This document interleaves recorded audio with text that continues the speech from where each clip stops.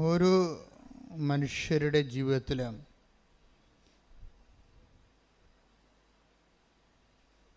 ദൈവത്തിൻ്റെ പാദനിസ്വനങ്ങൾ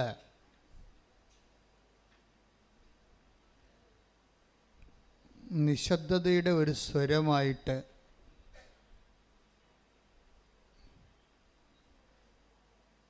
നമുക്ക് വിവേചിക്കാൻ കഴിയുന്നിടത്ത് വെച്ച് നമ്മുടെ ആധ്യാത്മിക മനുഷ്യൻ ഉണർച്ച പ്രാപിച്ചു വരുന്നുവെന്ന് നമ്മൾക്ക് കരുതാൻ പറ്റും. പക്ഷേ എന്താണ് ഇങ്ങനെ പറയണമെന്ന് ചോദിച്ചു കഴിഞ്ഞാൽ, കഴിഞ്ഞ ദിവസങ്ങളിൽ ഇവിടെ ഒരു സാക്ഷ്യമുണ്ടായി. ബഹുമാനപ്പെട്ട കൊച്ചച്ഛൻ ആ വിഷയത്തെക്കുറിച്ച് ചെറുതായിട്ടൊന്ന് സൂചിപ്പിച്ചായിരുന്നു. ആ സാക്ഷ്യം ആൽബിൻ കൂനമ്പാവ്, നമ്മുടെ ചാവറയച്ചൻ്റെ ശുശ്രൂഷ കേന്ദ്രത്തിലെ കൂനമ്പാവയുടെ വക ഇവിടെ നിന്നുള്ള കുറേ സാക്ഷ്യങ്ങൾ വന്നിട്ടുണ്ട്. ഉടമ്പടി സാക്ഷ്യങ്ങളിൽ കുറേ സാക്ഷ്യങ്ങൾ, നല്ല കരുത്തിട്ട സാക്ഷ്യങ്ങൾ കൂനമ്പാവിൽ നിന്ന് വന്നിട്ടുണ്ട്. ഞാൻ ഇടയ്ക്ക് ശ്രദ്ധിക്കാറുണ്ട്. അപ്പം അതിലൊരു സാക്ഷ്യം ആൽബിൻ പറഞ്ഞതാണ്. ആൽബിൻ്റെ സാക്ഷ്യത്തിൻ്റെ ഘട്ടങ്ങളെ ഇങ്ങനെ നമ്മൾ പതുക്കെ പതുക്കെ പരിശോധിക്കുകയാണെങ്കിൽ അത് ഇന്നലെ ഡെലിവർ ചെയ്ത സാക്ഷ്യമാണ്. ഇപ്പം ഞാനിവിടെ നിൽപ്പുണ്ടായിരുന്നു. സാക്ഷ്യത്തിൻ്റെ ഓരോ ഘട്ടങ്ങൾ, അദ്ദേഹത്തിൻ്റെ വിഷയം, അദ്ദേഹം ടോട്ടലായിട്ട് അദ്ദേഹം മനുഷ്യൻ്റെ ജഡിക മനുഷ്യനാണ്. ജഡിക മനുഷ്യൻ, ആത്മീയ മനുഷ്യൻ എന്നൊക്കെ പറയത്തില്ലേ. അപ്പം ജഡിക മനുഷ്യൻ്റെ ലോകത്താനല്ല, ദൈവത്തിന് ഒരു നമ്മുടെ ജീവിതത്തിൽ ഒരു 30% സ്പേസ് മാത്രം ദൈവത്തിന് കൊടുക്കുകയും ബാക്കി 70% നമ്മളുടെ ബുദ്ധി കൊണ്ട്, കഴിവ് കൊണ്ട് കൈകാര്യം ചെയ്യേണ്ടതാണെന്ന് ധരിച്ചിട്ട് മൊത്തം മസിൽ പവർ, മണി പവർ എല്ലാം ഇൻവെസ്റ്റ് ചെയ്തതുകൊണ്ട് സ്വന്തം ജീവിത വിജയത്തിന് വേണ്ടി തൻ്റെ കഴിവിൽ മാത്രം ആശ്രയിച്ച് മുന്നേറുന്ന മനുഷ്യരാണ് ജഡിക മനുഷ്യർ. അവർ ചെയ്യണ തെറ്റാണെന്നല്ല, മാനുഷ്യമായിട്ടൊക്കെ ശരിയാണ്, ദൈവികമായിട്ട് തെറ്റായിട്ട് വരും. എന്ന് വെച്ച് കഴിഞ്ഞാൽ നമ്മുടെ കഴിവിൽ നമ്മുടെ ബുദ്ധി, നമ്മുടെ കഴിവ്, നമ്മുടെ ശക്തി. ഇപ്പോൾ ചില പൊട്ടന്മാർ പറഞ്ഞു അത് ദൈവം തന്നതല്ലേ, പിന്നെ എന്താ കുഴപ്പം, അതിലെല്ലാം ആശ്രയിക്കുമ്പോൾ ദൈവത്തിൽ തന്നെയല്ലേ നമ്മൾ ബഹുത്വപ്പെടുത്തുന്നത്. നോ. അവിടുത്തെ വരുന്ന പ്രശ്നം എന്ന് വെച്ച് കഴിഞ്ഞാൽ, ഇപ്പം നിങ്ങൾ തന്നെ ചിലർ അപ്പന്മാരോട് കാർക്കശ്യമായിട്ട് പറയും, എന്താ, ഞാൻ പഠിച്ചു അതുകൊണ്ട് ഞാൻ ജയിച്ചു, കുടുംബം എനിക്ക് വേണ്ടി ഒന്നും ചെയ്തിട്ടില്ല, അങ്ങനെ പറയും. അങ്ങനെ പറയുന്ന കുറേ വിഡ്ഢിയാന്മാരുണ്ട്. ഞാൻ പഠിച്ചു, എൻ്റെ ബുദ്ധി കൊണ്ട് ഞാൻ പഠിച്ചു, ഞാൻ കഷ്ടപ്പെട്ടു, ഞാൻ പഠിച്ചു, ഞാൻ ജയിച്ചു, കുടുംബം എനിക്ക് വേണ്ടി ഒന്നും ചെയ്തിട്ടില്ല. ചില വിഡ്ഢിയാന്മാരുടെ പ്രശ്നം, അവർ നാക്ക് കൊണ്ട് എപ്പോഴും ജയിച്ചുകൊണ്ടിരിക്കും, ജീവിതം കൊണ്ട് തോറ്റുകൊണ്ടിരിക്കും. കാര്യം ഇതെല്ലാം കേൾക്കുന്ന ഒരാളുണ്ടല്ലോ. നീ വന്ന വഴികളിലൂടെ എല്ലാം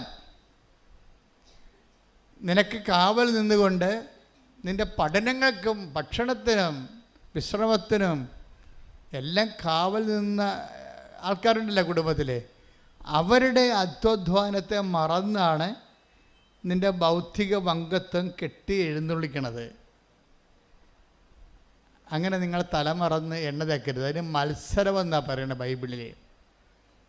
അങ്ങനെയുള്ള മാതാപിതാക്കന്മാരുള്ള മത്സരം, അല്ലെങ്കിൽ അവരെ ഇടിച്ചു താത്തി പറഞ്ഞുകൊണ്ട് തൻ്റെ കേമത്വം കെട്ടി എഴുന്നള്ളിക്കുന്നതിന് ദൈവത്തെ മറന്നുള്ള ഒരു മത്സരമാണ്. ഒരിക്കലെങ്കിലും പറഞ്ഞാൽ നിങ്ങൾക്ക് അതിനെക്കുറിച്ച് അനുതാപം തോന്നണം. പക്ഷെ അനുതാപം തോന്നണമെങ്കിലുള്ളൊരു കുഴപ്പം, നമുക്ക് ഇങ്ങനെ സ്വന്തമായിട്ട് അനുതാപിക്കാനൊന്നും പറ്റത്തില്ല. അനുതാപത്തിൻ്റെ താക്കോൽ കൂട്ടങ്ങൾ കർത്താവിൻ്റെ കയ്യിലാണ്. ആത്മാവിനെ തുറക്കണത്, ദൈവം പ്രവേശിക്കണതും അനുതാപത്തിന് താക്കോൽ കൊണ്ട് തുറന്നാണ്. നമുക്ക് മാക്സിമം ചെയ്യാൻ പറ്റുന്നത് അകത്തിട്ട് ലോക്ക് ചെയ്യാനേ പറ്റത്തുള്ളൂ. ദൈവത്തോട് മനുഷ്യന് ചെയ്യാൻ പറ്റുന്ന മാക്സിമം കലാപരിപാടി എന്ന് പറയണത് അകത്തു നിന്ന് ലോക്ക് ചെയ്തിട്ട് ദൈവത്തിനെ പുറത്ത് നിർത്താനേ പറ്റത്തുള്ളൂ. പക്ഷെ തുറന്ന് കയറുക എന്നുള്ളത് നമ്മുടെ കയ്യിലില്ല സാധനം. അതുകൊണ്ടാണ് വെളിപാട് പറയണത്, വാതിൽക്കൽ നിന്നുകൊണ്ട് ഞാൻ മുട്ടുന്നു. ആരെങ്കിലും വാതിൽ തുറന്ന് തന്നാൽ 2 സെക്ഷനാണ് ഉള്ളത് അനുതാപത്തിന്. ഒന്ന് നമ്മളുടെ ഒരു തുറവിയും പിന്നെ ദൈവത്തിൻ്റെ ഒരു തുറവിയും. 2 തുറവികളുണ്ട്. ഒന്ന് നമ്മൾ അനുവദിക്കണം. ദൈവം ഇങ്ങനെ ഇടിച്ച് പൊളിച്ച് ഒന്നും അകത്ത് കയറത്തി അനുതാപമൊന്നും ഉണ്ടാക്കിയിട്ടില്ല. അതിന് വേറെ ആളെ നോക്കേണ്ടി വരും. അതുകൊണ്ട് 3:20 take the bed of God. വെളിപാട് 3:19. ഞാൻ സ്നേഹിക്കുന്നവരെ ശാസിക്കുകയും ശിക്ഷിക്കുകയും ചെയ്യുന്നു. അത് പറഞ്ഞ, ഞാൻ സ്നേഹിക്കുന്നവരെ ശാസിക്കുകയും ശിക്ഷിക്കുകയും ചെയ്യുന്നു. അതുകൊണ്ട് തീക്ഷ്ണതയുള്ളവനാകുക, അനുതപിക്കുക. ഇതാ ഞാൻ വാതിലിൽ മുട്ടുന്നു. ആരെങ്കിലും എന്റെ സ്വരം കേട്ട് വാതിൽ തുറന്നു തന്നാൽ ഞാൻ അവന്റെ അടുത്തേക്ക് വരും. ഞങ്ങൾ ഒരുമിച്ച് ഭക്ഷിക്കുകയും ചെയ്യും. ഇതിന് വരുന്ന വിഷയം ഒന്നുകൂടി ആ വചനം ഒന്നുകൂടി വായിച്ച 19. ഞാൻ സ്നേഹിക്കുന്നവരെ ശാസിക്കുകയും ശിക്ഷിക്കുകയും ചെയ്യുന്നു. ദൈവത്തിന്റെ ഭാഗത്തുനിന്ന് 2 കാര്യങ്ങൾ വരാം. എന്താണ്? ശാസന വരാം, വഴക്ക് വരാം, പിന്നെന്താണ്? ശിക്ഷ വരാം. എന്ന് വെച്ചാൽ ഇങ്ങനെ ശാസനയും ശിക്ഷയും ഒക്കെ വരുമ്പോൾ സ്വാഭാവികമായിട്ട് ചില ആൾക്കാർ അതിനോട് പിന്നെ പതുക്കെ ശാസനയും ശിക്ഷയുമുള്ള ന്യായത്തിനാ പിന്നെ ഇത്രയും കഷ്ടപ്പെട്ട് പ്രാർത്ഥിക്കുന്നത്. പ്രാർത്ഥിച്ചിട്ട് പിന്നെയും ദുഃഖവും കഷ്ടപ്പാടും തന്നെയാണല്ലോ വരണത്. നമ്മുടെ വഴിയിൽ പിന്നെയും ക്ലേശമാണല്ലോ. അപ്പോൾ പ്രാർത്ഥന കൂടുമ്പോഴാണ് ക്ലേശങ്ങൾ വരണമെന്ന് ചില വിഡ്ഢിയാന്മാരായ ബ്രദേഴ്സ് വീടുകളിൽ കയറി ഇറങ്ങി അബലകളായ സ്ത്രീകളെ ഉപദേശിക്കുകയും വഴിതെറ്റിക്കുകയും ചെയ്യും. ഇതൊക്കെ അന്നും ആദിമസഭയിലുണ്ടായിരുന്നു, ഇന്നുമുണ്ട്. എന്താ പ്രശ്നം വെച്ച് കഴിഞ്ഞാൽ ഈ ശാസനകളെ ഈ ദൈവസ്നേഹമുള്ളവരെ ഇപ്പം എന്താ പറയണത്, ഇപ്പം നിനക്ക് അങ്ങനെ ഒരു സംഭവമുണ്ട്, ശാസന കിട്ടിയ ആളാണ്, നീ പഠിച്ചിട്ടും തോറ്റുപോയി, 1 മാർക്കിന് നീ വീണുപോയി, 1 മാർക്ക് കൂടി കിട്ടിയിരുന്നെങ്കിൽ എനിക്ക് ആ ജോലി കിട്ടിയേനോ. അപ്പോൾ ഇനി ഞാനെന്തിനാ പഠിക്കണത്, ഞാനെന്തിനാ പ്രാർത്ഥിക്കണത്, എനിക്ക് അത്തരം ദൈവത്തെ എന്തിനാ? നമ്മളിങ്ങനെ ചുരുണ്ടുകൂടി ഇനാം വെച്ചിയെ പോലെ തല കുമ്പിട്ട് അങ്ങനെ ഇരിക്കും. അത് ശാസനയുടെ കാലങ്ങളിൽ ചില ആൾക്കാർ കാണിക്കുന്ന ബോഡി ലാംഗ്വേജാണ്. പള്ളിയില്ല, പട്ടക്കാരനില്ല, എവിടെയെങ്കിലും ഒരു തട്ട് കിട്ടിയാൽ മതി. ഒന്നെങ്കിലും ചിലപ്പോൾ നിങ്ങളുടെ ബ്രദർ മരിച്ചു കാണും, നിങ്ങൾ ഏറ്റവും കൂടുതൽ സ്നേഹിക്കുന്ന ഒരു വ്യക്തി ചിലപ്പോൾ ലോകത്തിൽ മരിച്ചു പോയി കാണും. അപ്പം നിങ്ങൾക്ക് ഒരിക്കലും നിങ്ങൾ അന്ന് പോലും ധാർമ്മിക രോഷം കൊണ്ട് നടക്കുകയാണ്.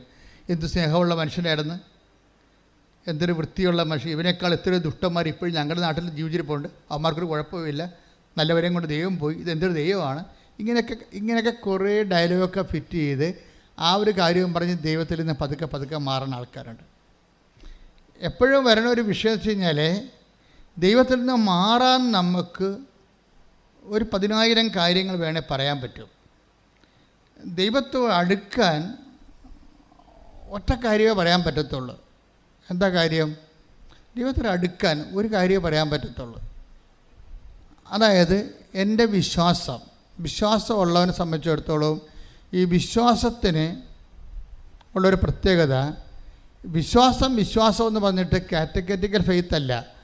ഒരു ഇഷ്യൂ അതിനെ എങ്ങനെയാണ്, ഒരു ഇഷ്യൂ കഴിഞ്ഞു എന്നിട്ട് പിന്നെ എന്താണ് അവശേഷിക്കണത്. പണ്ട് ഈ കമ്പിത്തിരി എന്ന് പറഞ്ഞ സംഭവമാണ്, ഇപ്പോൾ ഉണ്ടോയെന്ന് അറിയത്തില്ല. ഉണ്ടോ കമ്പിത്തിരി? ഉണ്ടോ ഇപ്പോൾ? ഉണ്ടോ? കമ്പിത്തിരിക്കുള്ള കുഴപ്പമെന്ന് വെച്ചാൽ കത്തി ഭയങ്കരമായിട്ട് നക്ഷത്രങ്ങളൊക്കെ ചീറ്റി ഭംഗിയായിട്ട് പോയാലും ആ കമ്പി അവശേഷിക്കും, ഇല്ലേ? ഇപ്പോൾ ഞങ്ങളുടെ കുഞ്ഞുനാളിലൊക്കെ കമ്പി പെറുക്കി കൊണ്ടുപോയി പാലുമുട്ടായി മേടിക്കുമായിരുന്നു. അന്നത്തെ ഒരു കുഞ്ഞുങ്ങളുടെ പരിപാടിയായിരുന്നു. ഈ പെരുന്നാൾ കഴിയുമ്പോൾ പള്ളിമുറ്റത്ത് പോയി കമ്പിത്തിരി പെറുക്കി എടുക്കുക, എന്നിട്ട് അതുകൊണ്ട് ഈ പാലുമുട്ടായിക്കാരൻ ഇങ്ങനെ വലിച്ചാൽ നീളം മിഠായിക്ക് വരുമല്ല ചുറ്റിയിൽ ഒരു ഒരു ക്ലാറിനറ്റൊക്കെ വായിച്ചുകൊണ്ട് ആൾ വരും. ഇപ്പോഴൊന്നും ഇല്ല. അപ്പോഴേ കത്തിയാലും കമ്പി അവശേഷിക്കും. അത് വേണമെങ്കിൽ പിന്നെ നമുക്ക് മരുന്ന് ചുറ്റി കമ്പിത്തിരി ഉണ്ടാക്കാൻ പറ്റും. ഇതുപോലെ കത്തൽ വന്നാലും കമ്പി അവശേഷിക്കും. അതാണ് വിശ്വാസം എന്ന് പറയണത്. ഒരു മരണം ഉണ്ടായി, അല്ലെങ്കിൽ ഒരു അടുപ്പമുള്ള ആൾക്കാർ പോയി, നമ്മൾ കുറച്ച് ദിവസം നിലവിളിച്ചൊക്കെ നടന്ന് പിന്നെ പള്ളിയും വേണ്ട, പ്രാർത്ഥന ഒത്തിരി പ്രാർത്ഥിച്ചിട്ടും ഞാൻ കരഞ്ഞു വിളിച്ച് പ്രാർത്ഥിച്ചിട്ടും ചേട്ടന് തന്നില്ലല്ല, ആ കുഞ്ഞ് മരിച്ചു പോയല്ല എന്നൊക്കെ പോയി നിലയെ വിളിച്ചുകൊണ്ട് നമുക്ക് നഷ്ടപ്പെട്ട മരണങ്ങളിൽ പിന്നീട് വിശ്വാസം കുറഞ്ഞു പോയ ആ മരണത്തിന് ശേഷം, അല്ലെങ്കിൽ ആ ജപ്തി നടപടിക്ക് ശേഷം, അല്ലെങ്കിൽ ആ പരീക്ഷ തോൽവിക്ക് ശേഷം, അല്ലെങ്കിൽ ആ ജോലി നഷ്ടത്തിന് ശേഷം വിശ്വാസം കൂടിയാന്ന് നീ ആത്മശോധന ചെയ്യണം. കുറഞ്ഞെങ്കിൽ ഇനി കാര്യം വിശ്വാസത്തിൻ്റെ ഒരു പ്രത്യേകത എന്ന് വെച്ചാൽ നിൻ്റെ വിശ്വാസത്തിൻ്റെ തോതനുസരിച്ചിട്ട് ദൈവം ഇനിഷ്യേറ്റീവ് എടുത്താൽ മാത്രമേ ഇത് വർക്കൗട്ട് ചെയ്യത്തുള്ളൂ. ദൈവം ഇനിഷ്യേറ്റീവ് ഇപ്പോൾ ഒരിക്കൽ വിശ്വാസം ഡൗൺ ആയി കഴിഞ്ഞാൽ പിന്നെ നിൻ്റെ കാര്യത്തിൽ ദൈവം ഇനിഷ്യേറ്റീവ് എടുക്കണം. ദൈവം ഇനിഷ്യേറ്റീവ് എടുക്കണമെങ്കിൽ ദൈവം പഴയ ഫയൽ എങ്ങനെയുണ്ടെന്ന് നോക്കും, വെറുതെ ഇനിഷ്യേറ്റീവ് എടുക്കത്തില്ല. ഇപ്പോൾ ഒരാൾ പരീക്ഷയ്ക്ക് തോറ്റു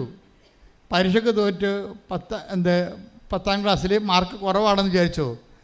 ഇപ്പോൾ നമ്മൾ പ്ലസ് 1 ചേരാൻ ചെന്നപ്പോൾ മാർക്ക് കുറവാണ്, ഇവന് ഇവിടെ അഡ്മിഷൻ കൊടുക്കാൻ പറ്റത്തില്ലെന്ന് മാനേജറും പ്രിൻസിപ്പളും ഒറ്റയടിക്ക് പറഞ്ഞു. അപ്പോഴാരെങ്കിലും അധ്യാപകർ നമ്മളോട് അല്പം താപമുള്ളവർ നമ്മളറിയാവുന്നവർ പറഞ്ഞു, സാറേ അവൻ്റെ സർട്ടിഫിക്കറ്റ് ഇല്ല, അവൻ്റെ മറ്റ് സർട്ടിഫിക്കറ്റൊക്കെ ഒന്ന് നോക്കിക്കുക, അവൻ്റെ എക്സ്ട്രാ കരിക്കുലറായിട്ടുള്ള അവൻ ജില്ലയിലൊക്കെ കളിക്കാൻ പോയിട്ടുള്ളതാണെന്ന് കേട്ടിട്ടുണ്ട്, സ്പോർട്സിന് പോയിട്ടുള്ളതാണെന്ന് കേട്ടിട്ടുണ്ടത്. അപ്പോൾ ഗ്രേസ് മാർക്കാണ് നോക്കണത്. നമ്മൾ പരീക്ഷയ്ക്ക് തോറ്റിരിക്കുകയാണ്, പക്ഷെ അവൻ അക്കോമഡേറ്റ് ചെയ്യാൻ വേണ്ടി വേറെ ഓപ്ഷൻസ് നോക്കും ദൈവം. അത് ദൈവത്തിൽ നിന്ന് നോക്കുന്ന പരിപാടിയാണ്, മനുഷ്യന് മാത്രമല്ല. ഗ്രേസ് മാർക്ക് ഉണ്ടോയെന്ന് നോക്കും. നമ്മൾ പരീക്ഷയ്ക്ക് തോറ്റ് നമുക്ക് പഠിക്കാതെ തോറ്റതായിരിക്കും, അല്ലെങ്കിൽ എന്തെങ്കിലും അഭ്യാസത്തിൽ തോറ്റതായിരിക്കും. പക്ഷേ നമുക്കൊരു മേൽക്കൈ വേണമെന്നുണ്ടെങ്കിൽ, നമുക്ക് നിയമപരമായിട്ട് കിട്ടാൻ സാധ്യതയില്ലെങ്കിൽ നമ്മുടെ എക്സ്ട്രാ കരിക്കുലം ഫിഗേഴ്സ് നോക്കും. എന്ന് വെച്ചാൽ ഇതിൻ്റെ ഈ വിഷയത്തിൽ അല്ലാതെ മറ്റ് ഗുണങ്ങൾ എന്തെങ്കിലും നിനക്കുണ്ടോ? എന്താ പറയണം കാര്യത്തിൽ ഈ ആൽബി എന്ന് പറഞ്ഞ ഒരുത്തൻ എന്നുള്ള സാക്ഷ്യം പറഞ്ഞില്ല, അത് അദ്ദേഹത്തിൻ്റെ സാക്ഷ്യമാണ് ഹുസൈൻ പറഞ്ഞത്. ആൽബിയുടെ പ്രശ്നം, ആൽബിക്ക് ഇപ്പോൾ ദൈവമായിട്ട് ഒരു കണക്ഷനും ഇല്ല, ഒറ്റ ജ്വരം മാത്രമേ ഉള്ളൂ. എന്താ ജ്വരം? DRDയിൽ സെൻട്രൽ ഡിഫൻസ് ഡിപ്പാർട്ട്മെൻറ്റിൽ ഒരു ജോലി വേണം, ഒരു ഉദ്യോഗസ്ഥനാകണം. അത് പുള്ളിയുടെ സ്വപ്നമാണ്. അപ്പോൾ വേറെ കുറേ ടെസ്റ്റൊക്കെ പുള്ളി എഴുതുന്നുണ്ട്. പുള്ളിക്ക് ജോലി സെൻട്രൽ ഗവൺമെൻറ് ജോലിക്കൊക്കെ കിട്ടിയതാണ്, പക്ഷേ ആ ജോലിക്ക് ശമ്പളം കുറവാണ്, ആ ജോലിക്ക് പുള്ളിക്ക് ടേസ്റ്റ് ഇല്ല. എങ്കിലും ജോലിക്ക് പോകണമൊക്കെ ഉണ്ട്. അങ്ങനെ പോകുന്നുണ്ടെങ്കിലും പുള്ളിക്കാരും ഡിഫൻസ് ഡിപ്പാർട്ട്മെൻറ്റിൽ കയറാൻ വേണ്ടിയാണ് ഈ പഠിത്തം മുഴുവൻ പഠിച്ചു കൂട്ടുന്നത്. ആദ്യത്തെ പഠിത്തം കഴിഞ്ഞ് പരീക്ഷ കഴിഞ്ഞ് പുള്ളി ഒരു റാങ്കിന് താഴെ പോയി. അവിടെ ഭയങ്കര സ്ക്രീനിങ്ങും അല്ലേ, ഒരു റാങ്കിന് താഴെ പോയി. പുള്ളിക്ക് ഭയങ്കര ഡെസ്പായ ആൾ. പിന്നെ അടുത്ത 3 കൊല്ലത്തിൽ ഒരിക്കലും ടെസ്റ്റുള്ളത്. 2016 പുള്ളിക്ക് ടെസ്റ്റ് തുടങ്ങിയതാണ് പുള്ളിക്കാരൻ. ഈ ഡിപ്പാർട്ട്മെൻറ്റിൽ കയറാൻ വേണ്ടി 2016 തുടങ്ങിയതാണ്. 16 കഴിഞ്ഞിട്ട് 19, ആ 16 ടെസ്റ്റ് ഒരു റാങ്കിന് പോയി. പിന്നെ 16 തൊട്ട് 19 വരെ അടുത്ത കോൾ ഫോർ എക്സാം കാത്തിരുന്നുകൊണ്ട് പുള്ളി ട്രൈ ചെയ്തുകൊണ്ടിരിക്കുക. 3 കൊല്ലം പള്ളി പോക്കില്ല, കുടുംബ പ്രാർത്ഥനയില്ല, പഠിത്തത്തോട് പഠിത്തം. അതെല്ലാം പുള്ളി പറയുന്നുണ്ട്, സുന്ദരമായ സാക്ഷ്യമാണ്. അമ്മ പറയടാ ഇത് ഞായറാഴ്ചയാണ്. അപ്പോൾ പറയും എനിക്ക് പഠിക്കാനുണ്ടെന്ന് പറയും. എടാ ഇന്ന് ഞായറാഴ്ചയാണെന്ന് അമ്മയും 3 കൊല്ലം 2016 തൊട്ട് 19 വരെ അമ്മ പറഞ്ഞിട്ടുണ്ട്. അമ്മമാർ പറയുന്നുണ്ടെങ്കിൽ അവർ കേൾക്കുന്നില്ല എന്ന് ചോദിച്ചിട്ട് പറയാണ്ടിരിക്കരുത്. നിങ്ങളുടെ ജോലി പറയുകയെന്ന് മാത്രമാണ്. മനസ്സിലായില്ലേ? അത് നിങ്ങളുടെ കടമയാണത്. പറഞ്ഞില്ല എന്നുണ്ടെങ്കിൽ നിങ്ങൾ അവൻ്റെ വിശ്വാസ തകർച്ചയിൽ നിങ്ങൾക്കും വിശ്വാസ തകർച്ച സംഭവിച്ചു എന്നാവും. അപ്പോൾ അമ്മയും മകനെയും വിശ്വാസ തകർച്ചയാവും. പിന്നെ ദൈവത്തിന് ഇനീഷ്യേറ്റീവ് എടുക്കേണ്ട കാര്യമില്ല. തള്ളയും തീരുമാനമായില്ല, തള്ളയുടെ കാര്യത്തിൽ തീരുമാനമായി. അപ്പോൾ തള്ളമാരൊരിക്കലും വീഴരുത്. മക്കൾ വീണാലും അമ്മമാർ വീഴരുത്. മനസ്സിലായാ? അമ്മമാർ അല്ലെങ്കിൽ ചേച്ചിമാർ അല്ലെങ്കിൽ അനിയത്തിമാർ പെങ്ങന്മാർ ആരാണ് പ്രാർത്ഥിക്കണത്, ഒരാളെ സപ്പോർട്ട് ചെയ്ത് സ്പോൺസർ ചെയ്ത് കുടുംബത്തെ പ്രാർത്ഥിക്കണത്, അല്ലെങ്കിൽ പ്രാർത്ഥനയുടെ ആളായിട്ട് കുടുംബത്തിൽ നിൽക്കണത്, അവർ വീഴരുത്. അതിന് പൗലോസ് അപ്പോസ്തലൻ പറയുന്നത് നിൽക്കുന്നു എന്ന് കരുതുന്നവൻ. Take the bed of God. സ്തുതിക്കട്ടെ. ഹല്ലേലൂയ, ഹല്ലേലൂയ, ഹല്ലേലൂയ, ഹല്ലേലൂയ. യേശുവേ നന്ദി. ഹല്ലേലൂയ, ഹല്ലേലൂയ. 10:12 1 കൊരിന്ത്യർ 10:12. ആകയാൽ നിൽക്കുന്നു എന്ന് വിചാരിക്കുന്നവൻ വീഴാതെ സൂക്ഷിച്ചുകൊള്ളട്ടെ. വീണ് കിടക്കുന്നതിനെ കുറിച്ച് ദൈവം അഡ്രസ്സ് ചെയ്യുന്നില്ല. അത് മനസ്സിലാക്കണം. അയാളുടെ കാര്യത്തിൽ തീരുമാനമായി. വീണ് കിടക്കുന്നതിന് അഡ്രസ്സ് ചെയ്യുന്നില്ല. അത് നിസ്സാര കാര്യമല്ല. ദൈവം നിൽക്കുന്ന ആളാണ്. ദൈവത്തിൻ്റെ ക്യാമറ ഈ നിൽക്കുന്ന ആളിലേക്കാൻ തിരിയാണ്. വീണ് കിടപ്പുണ്ട്. അവൻ ശവമായി പോയി. അവിടെ ഒരുത്തൻ നിപ്പുണ്ട്. അവൻ്റെ അമ്മ സ്പോൺസർ അവന് വേണ്ടി പ്രാർത്ഥിച്ചുകൊണ്ട് അമ്മ നിപ്പുണ്ട്. ദൈവത്തിൻ്റെ കണ്ണെപ്പോഴും ഈ നിൽക്കുന്ന അമ്മയിലാക്കാണ്. അതിനെന്താ പറയണത്? നീ നിൽക്കുകയാണിപ്പോൾ. പക്ഷെ നിൽക്കുന്നതെന്ന് കരുതുന്ന നീയും വീഴാതെ നോക്കണം എന്ന് പറയും. പ്രാർത്ഥിക്കുക. കർത്താവേ, വിശ്വാസത്തിലെ ദൈവസ്നേഹത്തിലെ പ്രത്യാശയിലെ നിൽക്കുന്നുവെന്ന് കരുതുന്ന ഞാൻ വീഴാതിരിക്കുവാൻ അമ്മേ പരിശുദ്ധമേ, അമ്മയുടെ പൊൻകരങ്ങളിലെ എന്റെ വിശ്വാസത്തെ താങ്ങി നിർത്തണമേ. എന്റെ വിശ്വാസത്തെ താങ്ങി നിർത്തണമേ. എന്റെ വിശ്വാസത്തെ താങ്ങി നിർത്തണമേ.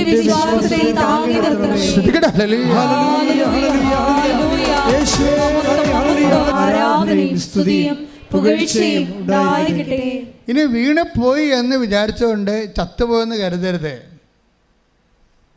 വീണ് പോയവന് നീ നിന്റെ പഴയ ഫയലിൽ എക്സ്ട്രാ കരിക്കുലം എല്ലാം ഉണ്ടെങ്കിൽ ദൈവത്തിന് ഒരു കരുണ തോന്നാൻ സാധ്യതയുണ്ട്. വീണ് പോയാൽ അവിടെ കിടന്ന് ചത്തുപോകണമെന്ന് നീ വിചാരിക്കരുത്. വീണ് പോയെങ്കിൽ ഇപ്പം ആൽബിൻ്റെ കാര്യം എന്താ? ആൽബിന് വീണ്ടും അവൻ 2019 പരീക്ഷ എഴുതും.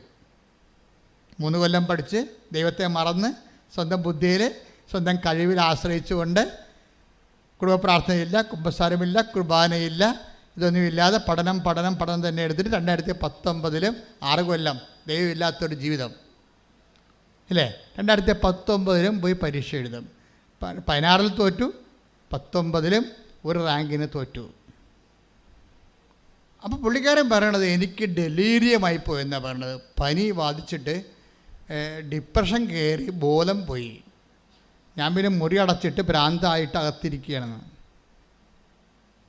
ആ പ്രശ്നത്താ നമ്മൾ ദൈവത്തിൻ്റെ ദൈവിക കൃപ കുറയുന്ന അനുസരിച്ച് കൊണ്ട് മസിൽ പവറിലും മണി പവറിലും സ്വന്തം കഴിവ് ആശ്രയിച്ച് മാത്രം പരാജയം വാങ്ങിക്കുമ്പോൾ നമ്മൾ ഡിപ്രസ്ഡായി പോയി കഴിഞ്ഞാൽ പരാജയ പ്രശ്നം നമ്മളെ താങ്ങാൻ ആരുമില്ല. ഇവന് ഡിപ്രഷനായി. അപ്പോൾ അവൻ പറയും എനിക്കൊരു സൈക്കോളജിസ്റ്റിനെ കാണുന്ന മണ്ണാൻ കെട്ട. അങ്ങനെയാണ് സംഭവം. ഈ നശിച്ചവന് എല്ലാം ഇതുപോലെയുള്ള ചിന്ത വരത്തുള്ളൂ. സൈക്കോളജിസ്റ്റ് മോശമാണെന്ന് പറഞ്ഞില്ല. കാരണം അവൻ്റെ പ്രശ്നം സൈക്കോളജിസ്റ്റിനെ കാണുന്നതല്ല പ്രശ്നം തീരണത്. അതാണ് വിഷയം. സൈക്കോളജിസ്റ്റും കൗൺസിലിംഗ് നല്ലതായിരിക്കും. പക്ഷെ അവൻ്റെ വിഷയത്തിൽ ഹീൽ ചെയ്യാൻ അവനെ തൽക്കാലം ഡിപ്രഷനിൽ നിന്നൊന്ന് ഉയർത്തിയെടുത്താം. പക്ഷെ അവൻ്റെ പ്രശ്നം അതല്ലല്ലോ. അവൻ്റെ ജീവിതം വീണ്ടെടുക്കുകയല്ലേ. നമ്മുടെ മാനസിക നില വീണ്ടെടുക്കുന്നത് maybe it is a good thing. പക്ഷെ അവൻ്റെ പ്രശ്നം അതല്ല.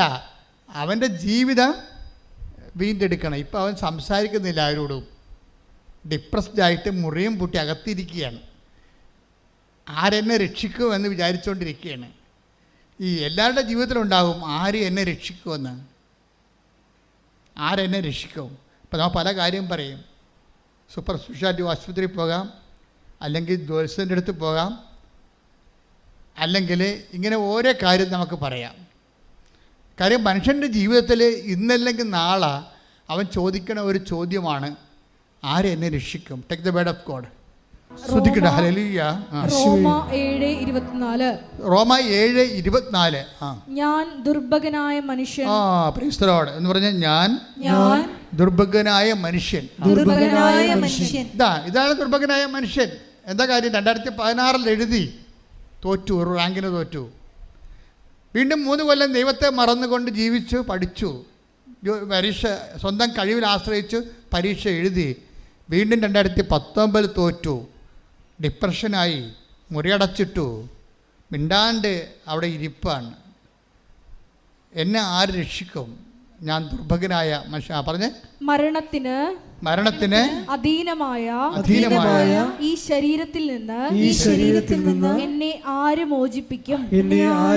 അപ്പൊ ഇന്നല്ലെങ്കിൽ നാളെ നമ്മുടെ ജീവിതത്തിലെ മരണത്തിന് അധീനമായ ഈ ഡിപ്രസീവ് സ്റ്റേറ്റിൽ നിന്ന്, ഈ തകർച്ചയിൽ നിന്ന് ആരെന്നെ മോചിപ്പിക്കും എന്ന് ചോദിക്കാത്തവരാരുമില്ല. ആരെന്നെ മോചിപ്പിക്കുമെന്ന് ചോദിച്ചാൽ ലോകത്തിലെ ഒരു പുസ്തകം മാത്രമേ മറുപടി. അതാണ് ജീവിതത്തിൽ ജപ്തി ആയാലും, ബിസിനസ് തകർച്ചയായാലും, പരീക്ഷ തകർച്ചയായാലും, ആരോഗ്യ തകർച്ചയായാലും ചില സമയത്ത് തകർന്നു പോകാം. അവിടെ കിടന്നുകൊണ്ട് അവൻ ചോദിക്കുന്ന ചോദ്യമാണ്, എന്താണ്? ആരെന്നെ മോചിപ്പിക്കും? ആരെന്നെ മോചിപ്പിക്കുമെന്ന് മനുഷ്യരാശിയുടെ ഒപ്പം പക്ഷം നിന്നുകൊണ്ട് ചോദിക്കുന്ന പുസ്തകമാണ് ബൈബിൾ. ആരെന്നെ മോചിപ്പിക്കുമെന്ന് നിങ്ങൾക്ക് വേണ്ടി ചോദിക്കുകയാണ് ബൈബിൾ. ബൈബിളിനൊരു കയ്യടി കൊടുത്തേ. ശ്രദ്ധിക്കട്ടെ. ഹല്ലേലൂയ.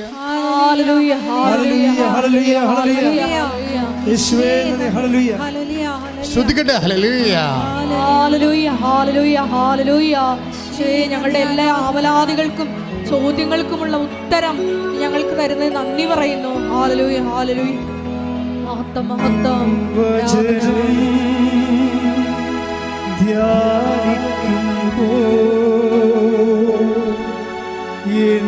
ഹൃദയം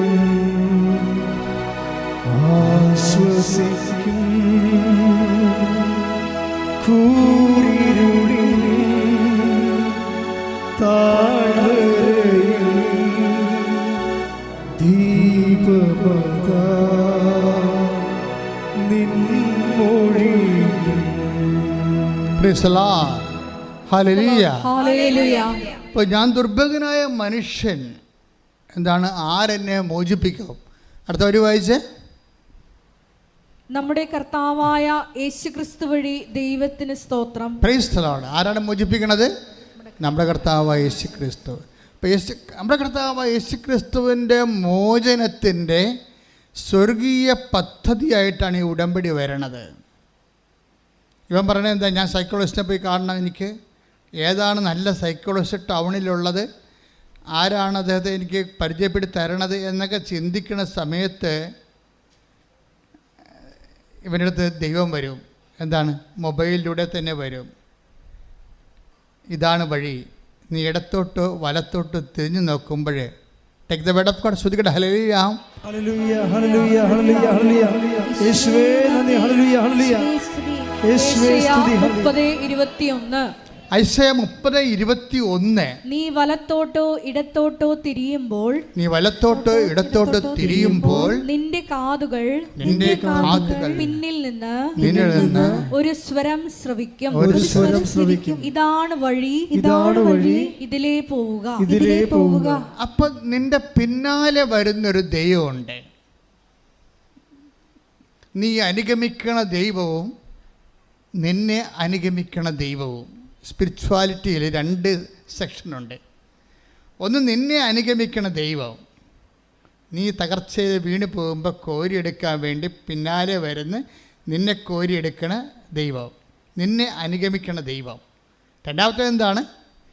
നീ രക്ഷപ്പെട്ട് കഴിയുമ്പോൾ നീ അനുഗമിക്കണ ദൈവം. അതാണ്. അപ്പം നമ്മുടെ പിന്നിലാണ്. ഇപ്പം സ്വരം കേട്ടത് എന്താണ്? നീ ഇടത്തോട്ടോ ആരെന്നെ രക്ഷിക്കുമെന്ന് പറയുമ്പോൾ നീ ഇടത്തോട്ടോ വലത്തോട്ടോ തിരിയുമ്പോഴേ പിന്നിൽ നിന്ന് ഒരു സ്വരം കേൾക്കും. കണ്ടാ, പിന്നിൽ നിന്നുള്ള സ്വരം. ദൈവം വരിക. ഈ പിന്നിൽ നിന്നുള്ള സ്വരം ഇവൻ എങ്ങനെയാണ് കേൾക്കണത്? അവനങ്ങനെ മൊബൈൽ മറിച്ച് നോക്കുമ്പോൾ ഒരു ഉടമ്പടി സാക്ഷ്യം കേൾക്കും. ആ സാധനം ദൈവത്തിൻ്റെ സ്വരമാണ്. ഒരു ഉടമ്പടി സാക്ഷ്യം കേൾക്കും. അപ്പോൾ അവനവിടെ മുറി തുറന്നിട്ട് അവനത് ക്ലിക്കാവും. ഇവൻ ആരാ തിരക്കിയത്? ആരാ തിരക്കിയത്? ഒരു സൈക്കോളജിസ്റ്റാണ് തിരക്കിയത്. അങ്ങനെ ദൈവം സൈക്കോളജിസ്റ്റല്ല കൊടുക്കുന്നത്, ഒരു ഉടമ്പടി സാക്ഷ്യമാണ് കൊടുക്കുന്നത്. അത്രയാണ് മതി. അത് സുവിശേഷമാണ്. ഇന്നത്തെ കേരള ജനതയുടെ മനസ്സിലുള്ള ഒരു ആശയമാണ്. എന്താണ്? കൃപാസനം മാതാവ് പ്രത്യക്ഷപ്പെട്ട സ്ഥലം. കൈയടിച്ച് ശ്രദ്ധിക്കട്ടെ.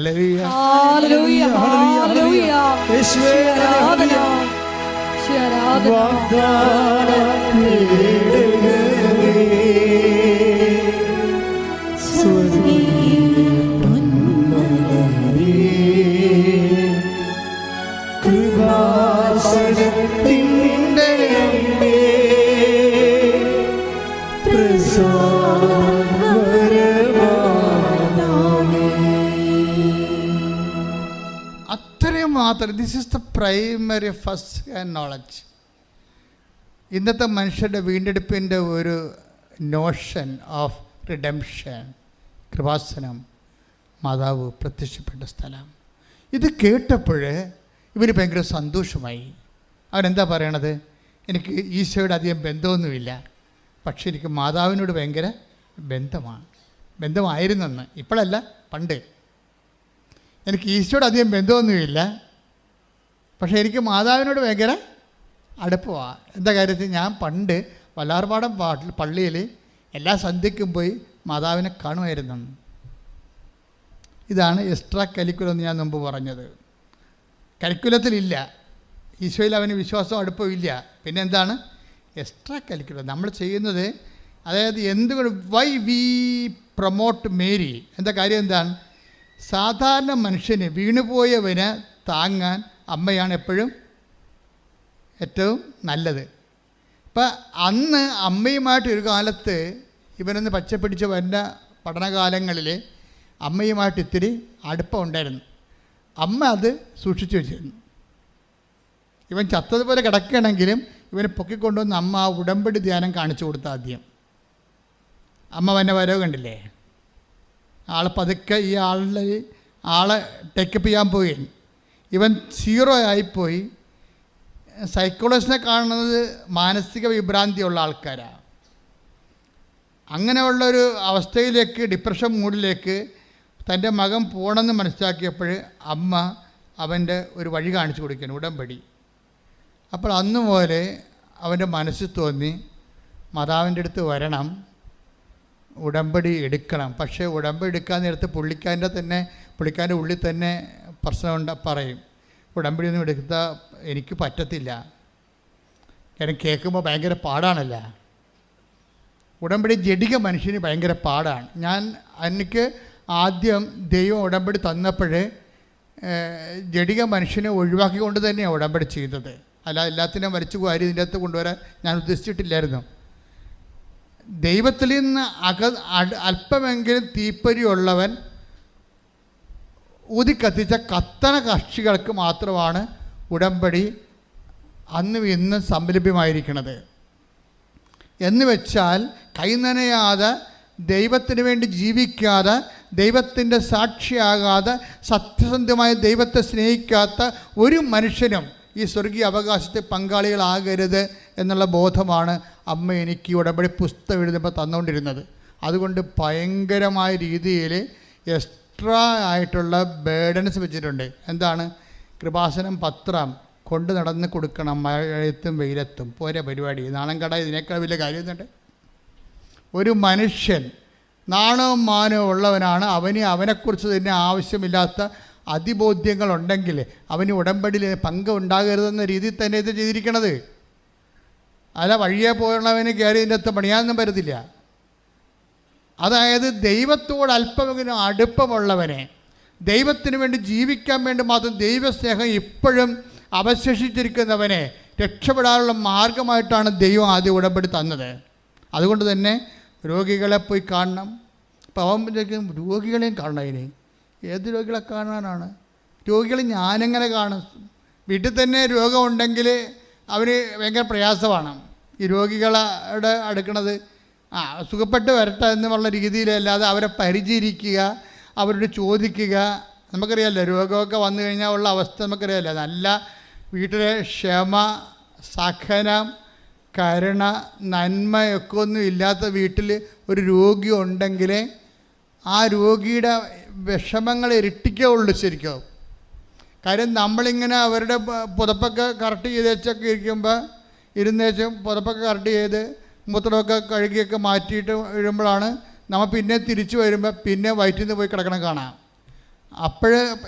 അത് പിന്നെ ഒരു കണക്കിന് റബ്ബർ ഷീറ്റ് ഇട്ട് വെച്ചും നമ്മൾ ആ തോർത്ത് കൊണ്ടുപോയി വാഷ്റൂമിൽ ഇട്ട് വെച്ചും ഈ പണ്ടാരത്തിന് ചാകാൻ പാടില്ല എന്ന് ഒരു പ്രാവശ്യമെങ്കിലും മനസ്സിൽ ഓർക്കാതെ ഒരു രോഗി മരിക്കുന്നില്ല എന്നുള്ളതാണ് കുടുംബങ്ങളുടെ അവസ്ഥ. പക്ഷേ ഈ രോഗിയുടെ വിശുദ്ധീകരണമല്ല ഉദ്ദേശിച്ച ദൈവം. ഈ രോഗിയെ നോക്കാൻ വേണ്ടി ഒരാളവിടെ നിർത്തിയിട്ടുണ്ട്. ഈ ക്ലാവ് പിടിച്ച ക്രിസ്ത്യാനിയെ, അവൻ എന്ത് ജാതിപ്പെട്ടവനായാലും, ക്രിസ്ത്യാനി എന്ന് പറയുന്നത് ആരാ?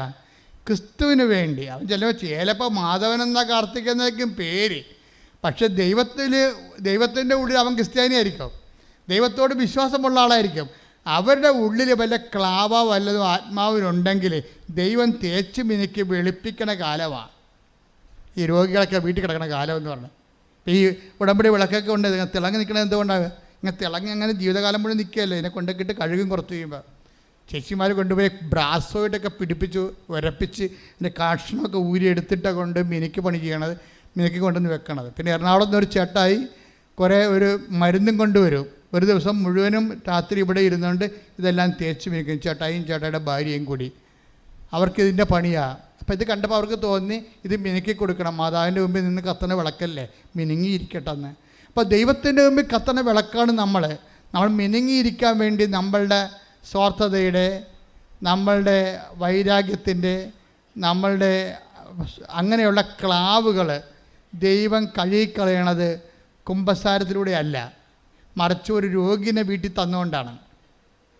ഒരു രോഗിനെ വീട്ടിൽ തരുമ്പോൾ നിനക്കറിയാമല്ലോ, ഒന്നാമത്തേൽ നിനക്ക് മര്യാദയ്ക്ക് രുചിയുള്ള ഭക്ഷണം കഴിക്കാൻ പറ്റത്തില്ല.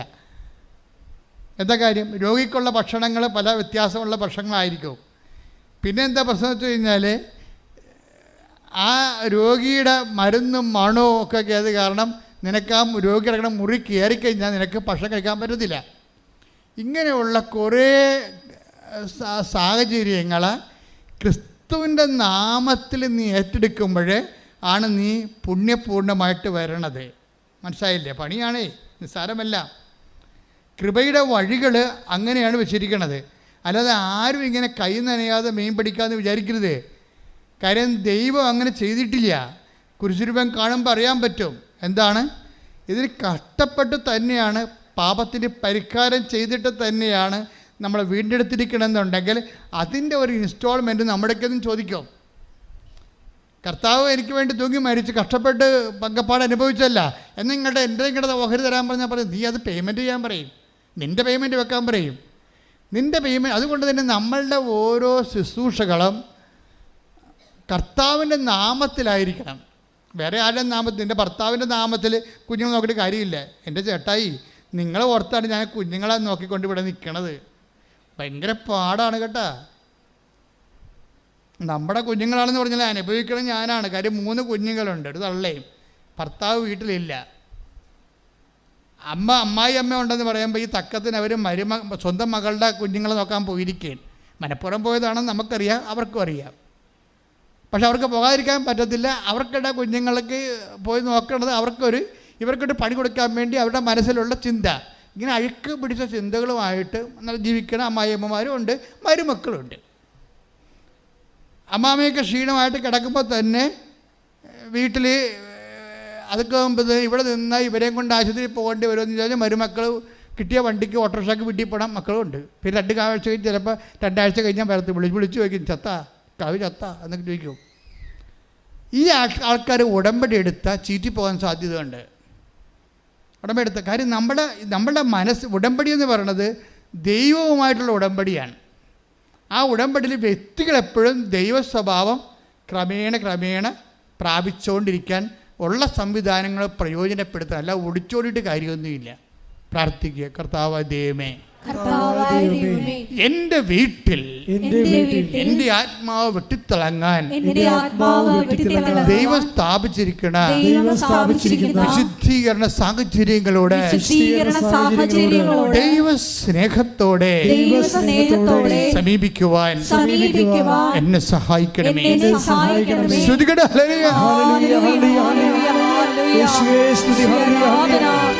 എല്ലാ സഹന സാഹചര്യങ്ങളെയും കൃപയാക്കി മാറ്റുവാൻ ഈ ആരാധനയിലൂടെ ഞങ്ങളെ അഭിഷേകം ചെയ്യണമേ. ഹല്ലേലൂയ. പരമദിവ്യകാരുണ്യത്തിന് ആരാധനയും സ്തുതിയും പുകഴ്ചയും ഉണ്ടായിരിക്കട്ടെ. എൻ്റെ മക്കളെ, അച്ഛൻ പറയുന്ന കുഞ്ഞുങ്ങൾക്ക് മനസ്സിലാകണില്ലേ? ഇനി എന്താ ചെയ്യണമെന്ന് വെച്ചാൽ, ഇങ്ങനെയുള്ള സിറ്റുവേഷൻ നമ്മുടെ ഭാഗത്ത് വന്നു പോയിട്ടുണ്ടെങ്കിൽ നമുക്ക് അറിയാതെ അനുതാപം ഉണ്ടാകണം. ഞാൻ പറഞ്ഞുകൊണ്ടല്ലേ, ഈ ഉടമ്പടി ധ്യാനം കേൾക്കുമ്പോൾ ആൾക്കാർക്ക് എന്തുകൊണ്ടാണ് അനുതാപം ഉണ്ടാകണത്? ദൈവം അവർക്ക് വിശ്വാസം കൊടുക്കുന്നത് കൊണ്ടാണ് അനുതാപം ഉണ്ടാവും. ഈ അനുതാപം കിട്ടിക്കഴിഞ്ഞാൽ നമുക്കറിയാമല്ലോ, അനുതാപത്തിന് ദൈവം തന്നെ ചില സാഹചര്യങ്ങൾ ഉണ്ടാക്കിത്തരും. ദൈവം നമ്മളെ വെയിറ്റ് ചെയ്യും. നമ്മളെ വേണമെങ്കിൽ നിങ്ങളുടെ കയ്യിരിപ്പ് കാരണം നിങ്ങളുടെ വഴിക്ക് വിധിക്ക് വിട്ടേക്കാം. പക്ഷേ ദൈവം അവൻ രക്ഷപ്പെടാനുള്ള സാഹചര്യം കൊടുക്കും. ഇപ്പോൾ ആൽബിൻ അങ്ങനെയാണ്. ആൽബിൻ എന്താണ്? ഇവൻ ദൈവത്തെ മറന്ന് ജീവിച്ച ആളാണല്ലേ. പള്ളിയില്ല, പട്ടക്കാരുമില്ല, കുടുംബപ്രാർത്ഥനയില്ല, കുമ്പസാരമില്ല, കുർബാനയില്ല, ഒന്നുമില്ലാതെ അത് വിളിച്ചിട്ടും പോകാതെ 6 കൊല്ലം അതിനേക്കാൾ വലുതാണ് എൻ്റെ പഠനത്തെ ദൈവമായിട്ട് ആരാധിച്ച ആളാണ്. ഭയങ്കര വിഗ്രഹാരാധകനാണ്. ഇപ്പം നിങ്ങളോർക്കും വിഗ്രഹമാണെന്ന് പറയണം വിശുദ്ധ രൂപങ്ങളെ വണങ്ങണമല്ല. ഇതൊരു സ്മരണയിൽ നമ്മൾ ദൈവത്തിന് മുമ്പിൽ നമ്മുടെ വണക്കങ്ങൾ ആചരിക്കേണ്ടതാണ്. വിഗ്രഹം എന്ന് പറഞ്ഞാൽ എന്താണ്? ദൈവത്തിൻ്റെ സ്ഥാനത്ത് നിൻ്റെ പഠനം വന്നാലും, നിൻ്റെ കാനഡ വന്നാലും, നിൻ്റെ ബിസിനസ് വന്നാലും വിഗ്രഹമായി. അതാണ് വിഗ്രഹാരാധന. ദൈവത്തിൻ്റെ സ്ഥാനത്ത് എന്താണ് വരണത് നീ നോക്കണം. ഇപ്പം ഞായറാഴ്ച കുർബാനക്ക് വിളിച്ചപ്പോൾ പോയില്ല. എന്താ കാര്യം? എനിക്ക് ഉദ്യോഗസ്ഥന് പഠിക്കാനുണ്ട്. അപ്പോൾ ആരാണ് ദൈവം? അവൻ്റെ പഠനമാണ് പലത് ദൈവം എന്ന് പറയണത്. അവൻ്റെ പഠനമാണ് ദൈവം. അപ്പോൾ ഈ പഠനമാണ് ദൈവം, പഠനം വഴി കിട്ടണ ഉദ്യോഗമാണ് ദൈവം, അവൻ്റെ സ്റ്റാറ്റസാണ് ദൈവം എന്ന് പറഞ്ഞാൽ അതിൻ്റെ അർത്ഥം ആരാണ്? അവനാണ് ദൈവം എന്ന് എൻ്റെ അർത്ഥം. കാര്യം പഠിച്ചാൽ എന്ത് കിട്ടും? ഉദ്യോഗം കിട്ടും. ഉദ്യോഗം കിട്ടിയാൽ എന്ത് പറ്റും? സ്റ്റാറ്റസ് കിട്ടും. ആർക്ക് സ്റ്റാറ്റസ് കിട്ടും? നമുക്ക്. അപ്പോൾ ആരാണ് ദൈവം? നമ്മൾ. അവനവൻ കടമയാണ് ഈ സംഭവം. അവനവനാണ് ദൈവം എന്നാണ് പറയണത്. നമ്മൾ ദൈവത്തെ മറന്നുകൊണ്ട് വേറെ എന്തെല്ലാം വസ്തു, വീട്, ചില ചേട്ടത്തിമാരൊക്കെ ഞങ്ങട്ടുണ്ട്. അവർ കച്ചവടം നടത്താൻ വേണ്ടി ഇവിടെ വരും. അച്ഛാ, ഒരു കച്ചവടം നടത്തണം, ഒരു കാശുരം വെഞ്ചരിച്ച് കാഷ് ബോക്സിൽ ഇടണം. ഞാൻ പറഞ്ഞ കാഷ് ബോക്സിലൊക്കെ വെഞ്ചരിച്ചൊക്കെ തരാം. പക്ഷേ ഈ കച്ചവടം നിങ്ങൾ അവസാനം ദൈവമാക്കരുത്. കാര്യം ഇപ്പം അവർക്ക് മര്യാദയ്ക്ക് ഭക്ഷണം കഴിച്ച് ജീവിക്കാൻ പറ്റണണ്ടേ.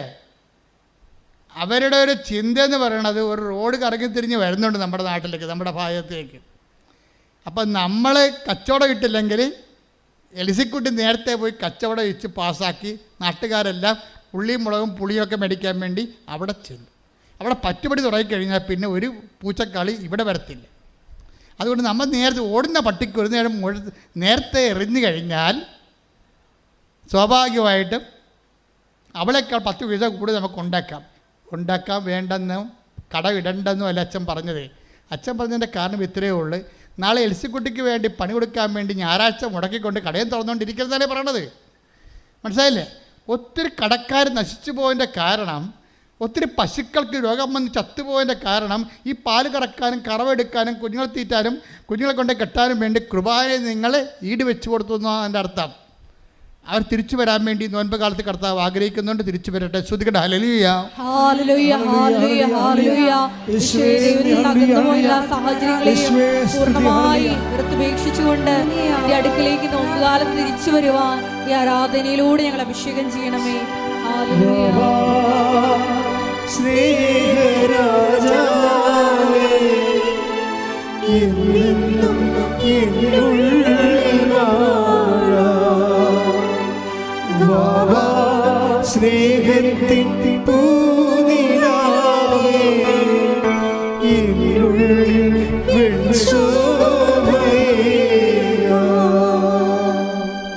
കടപ്പുറത്ത് ഒത്തിരി കത്തോലിക്കർക്ക് പണി കിട്ടിയിട്ടുണ്ട്. എങ്ങനെയാണെന്നറിയാമോ? ഞാൻ ഈ അടുത്ത ഇടവേള പേരൊന്നും പറയത്തില്ല, അവർ വണ്ടി പിടിച്ചോടെ തന്നെ തല്ലിച്ചും പോകും. അതെന്താ പ്രശ്നമെന്ന് വെച്ചാൽ, ഞാൻ രണ്ടാമത്തെ കുർബാനയാണ് ചെല്ലിയത് ആ പള്ളി ഇരിക്കുമ്പോൾ. അപ്പോൾ രണ്ടാമത്തെ കുർബാന ചെല്ലിക്കൊണ്ടിരിക്കുന്ന സമയത്ത് അപ്പോൾ ഒരു 10-11 മണിയാവും, പിള്ളേരുടെ കുർബാനയാണ്. അപ്പോൾ ചില ആൾക്കാർ പേരൊക്കെ ഇരിക്കുമ്പോഴും അയാളുടെ മുഖം വരെ ഉണ്ട്, ഇന്നാളെ മരിച്ചു പോയ കക്ഷി. അപ്പം അയാൾ വന്ന് പള്ളിയുടെ വാതിക്കെ എന്ന് വെച്ച് അകത്ത് നിൽക്കുന്നവരെ കാണിച്ചത് ഇങ്ങനെ കാണിക്കും, ഇതിങ്ങനെ. എൻ്റെ അർത്ഥം എന്താ അറിയാവാ, ചെമ്മീൻ കടലിൽ വന്നിട്ടുണ്ടെന്നാണ്. അപ്പം തന്നെ ഇവർ മുടും കൊട്ടിക്കൊണ്ട് ഒറ്റ ഓട്ടം ഓടും പള്ളിയുടെ തിരുന്ന പാർട്ടിയെ. ഇപ്പം ആ കാലം മാറി. ഇപ്പം വിശ്വാസത്തിലാണ് ആൾക്കാർ ജീവിക്കുന്നത്. ഞാൻ 10 കൊല്ലം കടലിൽ ജോലി ചെയ്തത് ഈ ഒരു കാര്യം കാരണമാണ്. ജനങ്ങൾ പെരുന്നാളും പടയനെയും കാണിച്ച് പള്ളിയിൽ കൂടുമെങ്കിലും അവരുടെ ജീവിതത്തിൽ ദൈവത്തെ മറന്നവർ ജീവിക്കാം. ഇത് അവർ മാത്രമല്ല, കേരളത്തിൽ പരക്കെ ഉള്ള ഒരു പ്രശ്നമാണത്. ഇപ്പം എന്താ സംഭവിക്കാൻ, ആരെങ്കിലും ചിലർ പറയും, അപ്പം ഞാൻ പറഞ്ഞിടാ നിന്നെ ഞായറാഴ്ച കുർബാന കണ്ടില്ല. അപ്പോൾ അവർ പറയും, അച്ഛാ അരേമാർക്ക് ഭയങ്കര കോരാരെന്ന് പറയും. അരേമാരുന്ന് അരേ സമുദായത്തിൽപ്പെട്ട സംഘം, അവർക്ക് ഞായറാഴ്ച ഇല്ലല്ലോ. അപ്പോൾ അവർ മീനും കൊണ്ട് വരുമ്പോൾ അവർക്ക് നല്ല വില കിട്ടും. അപ്പോൾ ഇവനത് കണ്ടിട്ട് അടുത്ത ഞായറാഴ്ച ഇവനും തള്ളിപ്പോകും കുർബാനക്ക് കൂടാതെ. അപ്പോൾ ഈ പ്രലോഭനം എന്ന വഴികൾ കണ്ടില്ലേ. അപ്പോൾ ഏതെങ്കിലും ഞായറാഴ്ച ആചരിക്കാൻ ബാധ്യസ്ഥമില്ലാത്ത ആൾക്കാർ അവർ കാണിക്കുന്ന കാട്ടായങ്ങളുടെ കൂടെ നമ്മളും ദൈവത്തെ മറന്നുകൊണ്ട് അതേ ചാവിൽ തന്നെ ഞായറാഴ്ച ആചരിക്കാൻ ബാധ്യതയുള്ള നമ്മളും കൂടി ചെല്ലുമ്പോഴേ ഇങ്ങനെ കുറച്ച് ജീവൻ പോയി നമ്മളിപ്പോൾ ആൽബിനെപ്പോലെയാവും, മുറി അടച്ചിട്ട് സൈക്കോളജിസ്റ്റിനെ കാണേണ്ട അവസ്ഥയാവും. അങ്ങനെയാണ് ആൾക്കാർ ദൈവിക ജീവൻ എന്നാണ് പറയണത്. അത് നഷ്ടപ്പെടുത്തുന്നത് ഇങ്ങനെയാണ്. ദൈവത്തിൻ്റെ വചനങ്ങൾ അറിഞ്ഞിട്ടും ചെയ്യാതെ അങ്ങനെ ഒരു വചനമുണ്ട്. Take the word of God. സ്തുതിക്കട്ടെ. ഹല്ലേലൂയ ഹല്ലേലൂയ ഹല്ലേലൂയ. യേശുവേ നന്ദി. ഹല്ലേലൂയ. 78-ാം സങ്കീർത്തനം 10-ാം തിരുവചനം. സങ്കീർത്തനം 78:10. അവർ ദൈവത്തിന്റെ ഉടമ്പടിയെ ആദരിച്ചില്ല. പ്രൈസ് ദി ലോർഡ് എന്ന് പറഞ്ഞ അവർ ദൈവത്തിന്റെ ഉടമ്പടിയെ ആദരിച്ചില്ല.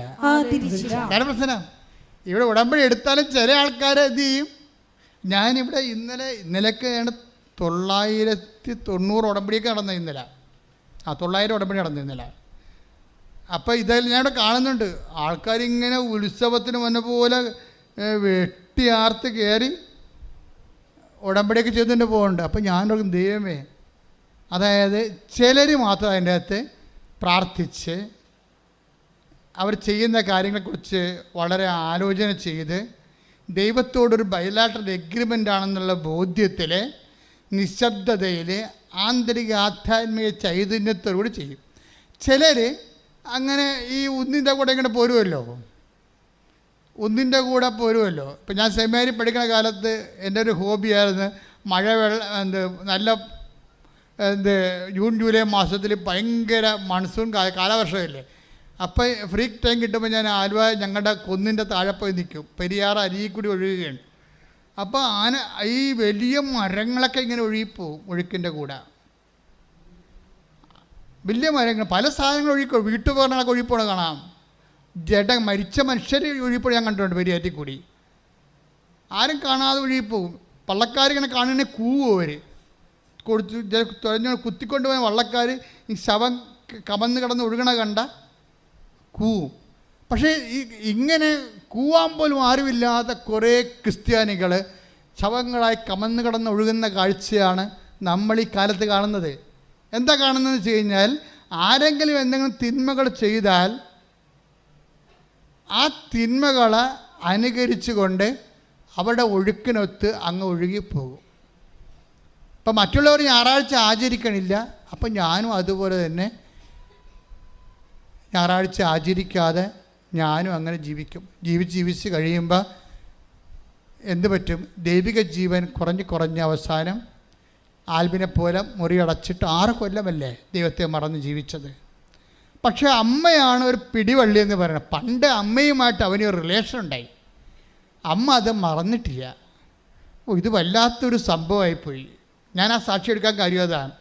ആ ഒറ്റ അക്കൗണ്ടിൽ മാത്രം, പഴയ ഒരു സേവിങ് അക്കൗണ്ടിൽ കുറച്ച് തുക കിടപ്പുണ്ട് അമ്മയുടെ പേരിൽ. അമ്മ അത് സൂക്ഷിച്ചിട്ട് ഇവൻ മരിക്കാൻ അനുവദിക്കാതെ ഇവനെ രക്ഷിക്കാൻ പോയി എണിഞ്ഞി. അതാണ് അമ്മയെന്ന് പറയണത്. ചില പിതാക്കന്മാർ ഞങ്ങളുടെ പിതാവിനെ വിളിച്ച് ചോദിക്കും, what is happening in Kripasanam? The promoting Mary as a God, isn't it? You are not seeing it എന്നൊക്കെ ചോദിക്കും. എന്ന് വെച്ച് കഴിഞ്ഞാൽ ഇവിടെ മാതാവിനെ ദൈവമായിട്ട് ആരാധിക്കണമെന്ന് ആരാണ്ടൊക്കെ ചെന്ന് പറഞ്ഞിട്ട് വിളിച്ച് ചോദിച്ചുകൊണ്ടിരിക്കുകയാണ്. മാതാവിനെ ദൈവമായിട്ട് അറിയാം. ദൈവത്തെങ്കിലേക്ക് ഒരു വഴിയായിട്ട്, ഒരു വിളക്കായിട്ട് അമ്മ മാതാവിനെ കണ്ണ് കാണാത്തവന്, മുമ്പിൽ വഴിയില്ലാത്തവന്, ഇരുട്ട് മാത്രം അവകാശമായവന് കൊളുത്തി കൊടുത്തിട്ട് കൂടെ നടക്കുന്ന പരിപാടിയാണ് ഉടമ്പടി. ശ്രുതിക്കട്ടെ ഹല്ലേലൂയ.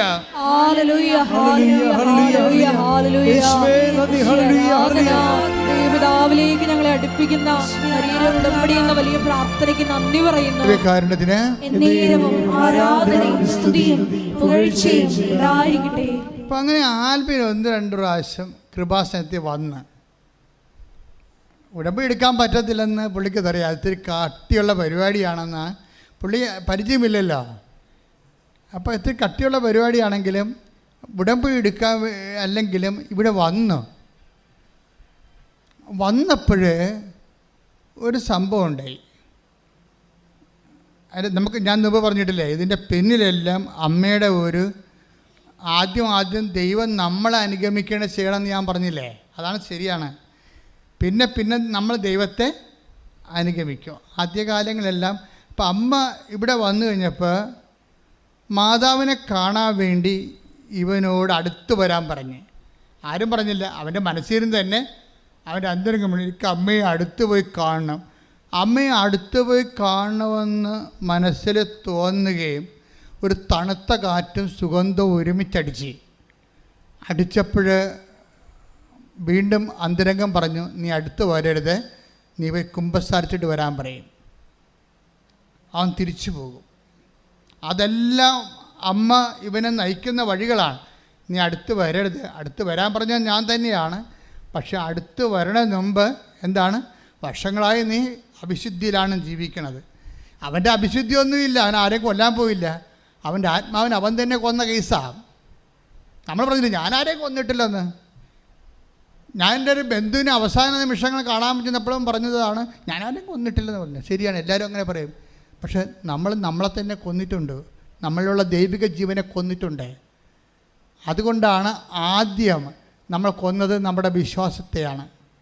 നീ ഇന്നും അനുതാപമില്ലാതെ തന്നെയാണ് നിനക്കങ്ങനെ ഒരു മാനസിക അവസ്ഥ ഉണ്ടെങ്കിൽ നീ കൊന്നിരിക്കുന്നത് നിൻ്റെ വിശ്വാസത്തെയാണ്. എന്താ കാര്യം? വിശ്വാസവും അനുതാപവും ഏതാണ്ട് ഒരേ വാക്കുകൾ തന്നെയാണ്. അനുതാപം ഇല്ലെങ്കിൽ അതിൻ്റെ അർത്ഥം എന്താണ്? വിശ്വാസമില്ലെന്നാണ്. അനുതാപം ഉണ്ടെങ്കിൽ അതിൻ്റെ അർത്ഥം എന്താണ്? വിശ്വാസം ഉണ്ടെന്നാണ്. കർത്താവിൻ്റെ പ്രവർത്തനങ്ങൾ തുടങ്ങേണ്ടത് അങ്ങനെയാണ്. ഈശോ ആദ്യമായിട്ടും ഭൂമിയിൽ തൻ്റെ പ്രവർത്തനങ്ങൾ തുടങ്ങുന്നത് ഈ പ്രെമിസിൽ വെച്ചാണ്. എന്താണ്? അനുതപിക്കുക. പറഞ്ഞേ, സുവിശേഷത്തിലെ വിശ്വസിക്കുക. മർക്കോസ് 1:15 എടുത്ത് ശ്രദ്ധിക്കട്ടെ. ഹല്ലേലൂയ ഹല്ലേലൂയ ഹല്ലേലൂയ യേശുവേ ഹല്ലേലൂയ ഹല്ലേലൂയ ഹല്ലേലൂയ ഹല്ലേലൂയ ഹല്ലേലൂയ. മർക്കോസ് 1:15.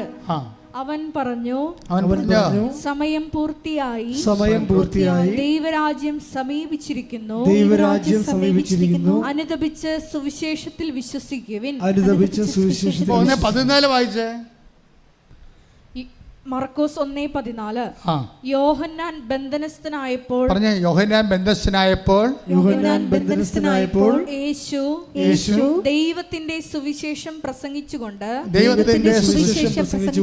ഗലീലയിലേക്ക് വന്നു. അപ്പൊ യേശു രംഗപ്രവേശനം ചെയ്യുന്നതിന്റെ സൂചനയാണ് അനുതാപം. നിന്റെ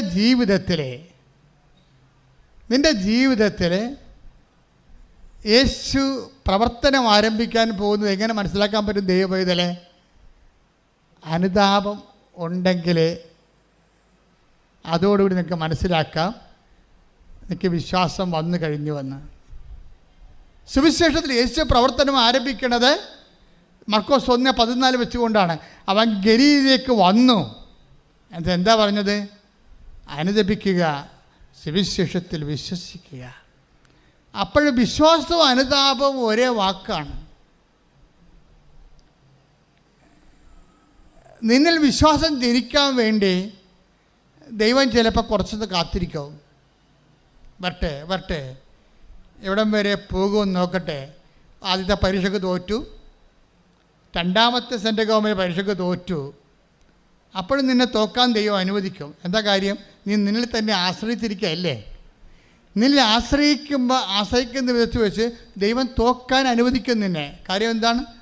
നീ തന്നെയാണല്ലോ നിൻ്റെ ശവക്കുഴി തോണ്ടിക്കൊണ്ടിരിക്കണത്. അപ്പോൾ നിനക്ക് അനുതാപം ഉണ്ടാകാൻ വേണ്ടിയാണ് തകർച്ച ദൈവം അനുവദിക്കണത്. അത് ദൈവത്തിൻ്റെ കരുണയുടെ ഭാഗമായിട്ടും വരാം. 2:4 റോമർ 2:4 എടുത്തേ. ശ്രദ്ധിക്കട്ടെ. ഹല്ലേലൂയ, ഹല്ലേലൂയ, ഹല്ലേലൂയ. റോമ 2:4. റോമ 2:4. അവിടുത്തെ നിസ്സീമമായ കരുണയും സഹിഷ്ണുതയും ക്ഷമയും നീ നിസ്സാരമാക്കുകയാണോ ചെയ്യുന്നത്? അവിടുത്തെ നിസ്സീമമായ കരുണ നീ നിസ്സാരമാക്കുകയാണോ ചെയ്യുന്നത്? നിന്നെ അനുതാപത്തിലേക്ക് നയിക്കുകയാണ് ദൈവത്തിന്റെ കരുണയുടെ ലക്ഷ്യമെന്ന് നീ അറിയുന്നില്ലേ? നിന്നെ അനുതാപത്തിലേക്ക് നയിക്കുന്നതാണ് ദൈവത്തിൻ്റെ കരുണ. എന്ന് വെച്ച് കഴിഞ്ഞാൽ ചില ആൾക്കാർ വിചാരിക്കുമോ, ഞാൻ കള്ളക്കടത്ത് ചെയ്തിട്ടുണ്ട്, ഞാൻ കഞ്ചാവ് വിറ്റിട്ടുണ്ട്, ഞാൻ കണ്ടവൻ്റെ വണ്ടി അടിച്ചു മാറ്റിയിട്ട് RC പേപ്പർ ചേഞ്ച് ചെയ്ത് വേറെ വേറെ കൊടുത്ത് ജീവിച്ചിട്ടുണ്ട്, ഞാൻ അബോർഷൻ ചെയ്തിട്ടുണ്ട്, ഞാൻ ചില ആൾക്കാർ തകരുമെന്ന് എനിക്കറിയാമായിരുന്നിട്ട് ഞാൻ ആ തകർച്ച അവരോട് പറയാതെ അവരുടെ തകർച്ച കണ്ട് ആനന്ദിക്കാൻ ഞാൻ ആഗ്രഹിച്ചിട്ടുണ്ട്. ഇങ്ങനെയൊക്കെ പറയുമ്പോൾ ഇങ്ങനെയൊക്കെ നിനക്ക് പറയാം. ഇങ്ങനെയൊക്കെ പറഞ്ഞാലും നീ എന്നിട്ട് പറയും, ഞാനിങ്ങനെ ആൾക്കാരുടെ പൊന്നും പണ്ടമൊക്കെ കട്ടെടുത്തിട്ടും വായ്പ വാങ്ങിയെന്നും പറഞ്ഞ് അത് തൂക്കി വിറ്റിട്ടും അവരുടെ മുമ്പേ മേടിക്കോ, ഞങ്ങൾ നാട് വിട്ട് പോകത്തില്ലെന്ന് അവർക്ക് പച്ചക്കും തന്തക്കും തള്ളക്കുമൊക്കെ വിളിച്ച് ഇങ്ങനെ നീ ദൈവത്തെ മറന്ന് മനുഷ്യത്വമില്ലാതെ ജീവിച്ചിട്ട് നീ പറയണേ എനിക്കൊരു ചുക്കും സംഭവിച്ചില്ലല്ലോ. ഞാൻ 3 കുഞ്ഞുങ്ങളെ അബോർഷൻ ചെയ്ത്, കല്യാണത്തിന് മുമ്പ് എനിക്ക് പരപുരുഷന്മാരും പരസ്ത്രീകളുടെ ബന്ധമുണ്ടായിരുന്നു, കല്യാണത്തിന് ശേഷം എനിക്ക് പരപുരുഷന്മാരും പരസ്ത്രീകളുടെ ബന്ധമുണ്ട്. എനിക്കതിന് കുഴപ്പമില്ല. എനിക്ക് വല്ല സിബിലിസും വന്നാൽ, എനിക്ക് വല്ല എയ്ഡ്സും വന്നാൽ, എനിക്ക് വല്ല ആരോഗ്യമുണ്ട് എന്ന് നീ പറഞ്ഞിട്ട് കാര്യമില്ല. ഇത് ദൈവത്തിൻ്റെ കരുണയാണെന്ന് പറഞ്ഞ മനസ്സിലായ? നീ ആരോഗ്യത്തെ ഇത്രയും പാപകരമായ ജീവിതത്തിലൂടെ പോയിട്ടും ഇത്രയും കള്ളക്കടവും തോന്നിവാസവും വഞ്ചനയും എല്ലാം നീ കാണിച്ചിട്ടും ഇപ്പോഴും നീ ആരോഗ്യമായിട്ട് നിലനിൽക്കണം. എന്താണ് കാരണം? റോമ 2:4 വായിച്ച്.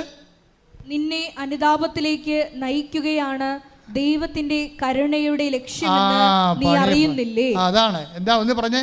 നിന്നെ അനുതാപത്തിലേക്ക് നയിക്കുകയാണ് ദൈവത്തിന്റെ കരുണയുടെ ഉദ്ദേശം.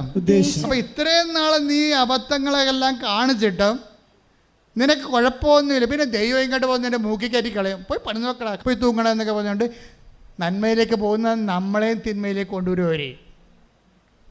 സാത്താൻ അങ്ങനെ വളരെ തന്ത്രപരമായിട്ട് നമ്മൾ അകപ്പെടുത്താനുള്ള എല്ലാ മാർഗങ്ങളും അവൻ ഉപയോഗിക്കും. അപ്പം അങ്ങനെ ഉപയോഗിക്കുമ്പോഴും അവൻ നിത്യതയെക്കുറിച്ചുള്ള കൺസെപ്റ്റ് തന്നെ മറച്ച് കളയും. അങ്ങനെ മറച്ച് കളയുമ്പോഴും നമുക്ക് വല്ല കുഴപ്പമുണ്ടോ? എടാ ഇതൊക്കെ ഒന്നും ഞാൻ ചെയ്യുന്നത്, ഞാൻ പള്ളിയിൽ പോകണം, എനിക്ക് വല്ല കുഴപ്പമുണ്ടോ? ഞാൻ കുമ്പസാരിക്കില്ല, എനിക്ക് വല്ല കുഴപ്പമുണ്ടോ? അപ്പോൾ എനിക്ക് വല്ല കുഴപ്പമുണ്ടോ, എനിക്ക് വേണ്ട കുഴപ്പമുണ്ടെന്നാണ് നമ്മളോട് ചോദിക്കണത്. പക്ഷേ എന്താണ് കുഴപ്പം? ദൈവത്തിൻ്റെ കരുണ മനസ്സിലാക്കാൻ കഴിയാത്തതാണ്. നീ ഇങ്ങനെ ഇത്രയും ആധ്യാത്മികമായി അതപ്പതിച്ചിട്ടും കുഴപ്പമില്ലാതെ നിൽക്കുന്നതിൻ്റെ കാരണം എന്താണ്? ദൈവത്തിൻ്റെ കരുണയാണ്. അതിൻ്റെ ഉദ്ദേശം എന്താണ്? നിന്നെ ഇന്നല്ലെങ്കിൽ നാളെ അനുതാപത്തിലേക്ക് നയിക്കാൻ കഴിയുമെന്നുള്ള ദൈവത്തിൻ്റെ പ്രത്യാശയാണ്. അതാണ് അച്ഛൻ കഴിഞ്ഞ ആഴ്ചയിലൊക്കെ പറഞ്ഞ കാത്തിരിപ്പെന്ന് പറയുന്നത്. ദൈവത്തിന് നമ്മളെക്കുറിച്ച് അവസാനം വരെ പ്രത്യാശയാണ്, അവസാനം വരെ.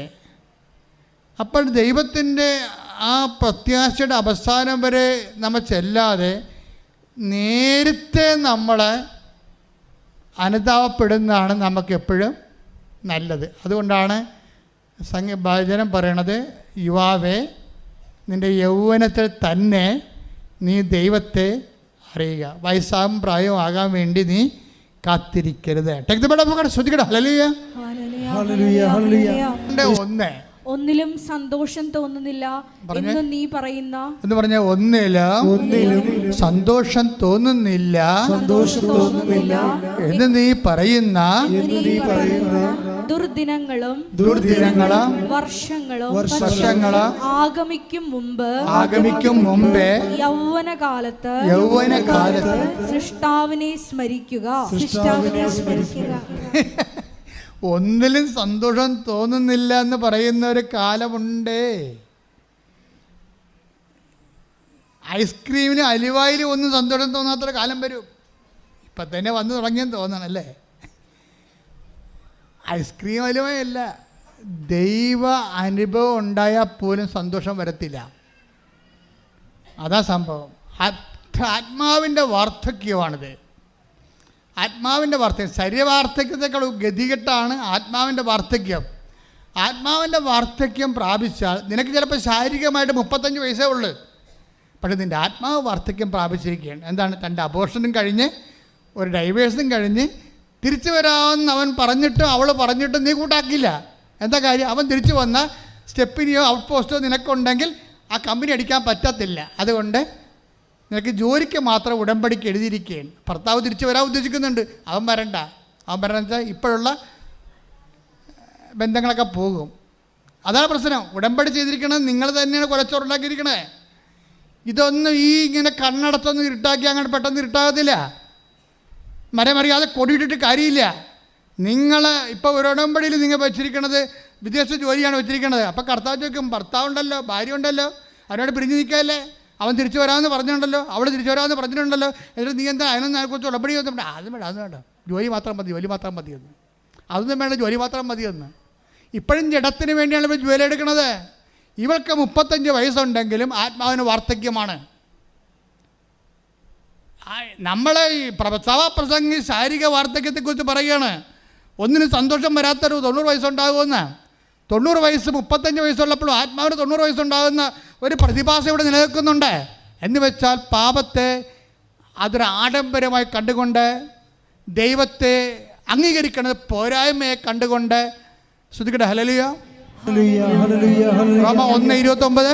യേശുവേ നന്ദി. ഹല്ലേലൂയ, ഹല്ലേലൂയ, ഹല്ലേലൂയ, ഹല്ലേലൂയ, ഹല്ലേലൂയ. യേശുവേ ആരാധന, ആരാധന, ആരാധന. റോമ 1:28. റോമ 1:28.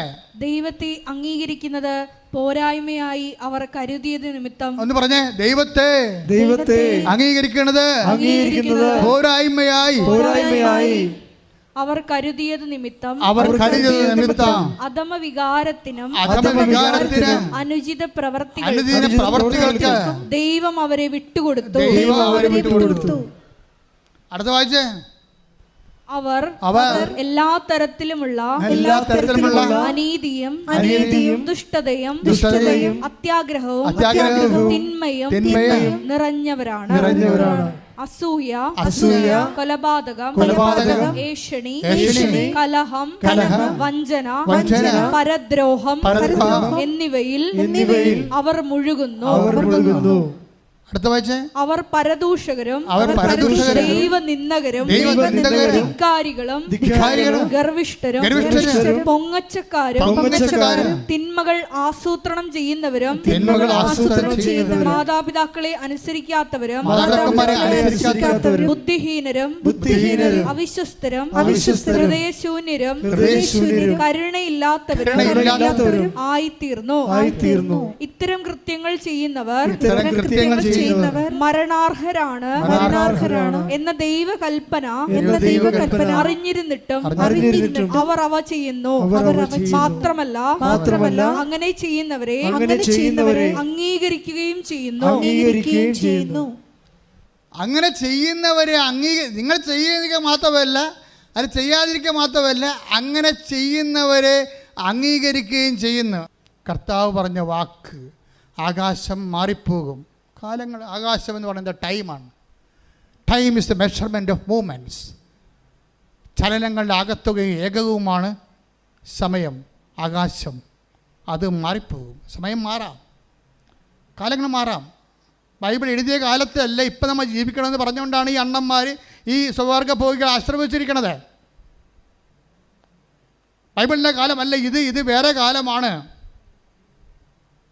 എന്ന് പറഞ്ഞുകൊണ്ടാണ് തിന്മയ്ക്ക് ആശീർവാദം കൊടുത്തിരിക്കുന്നത്.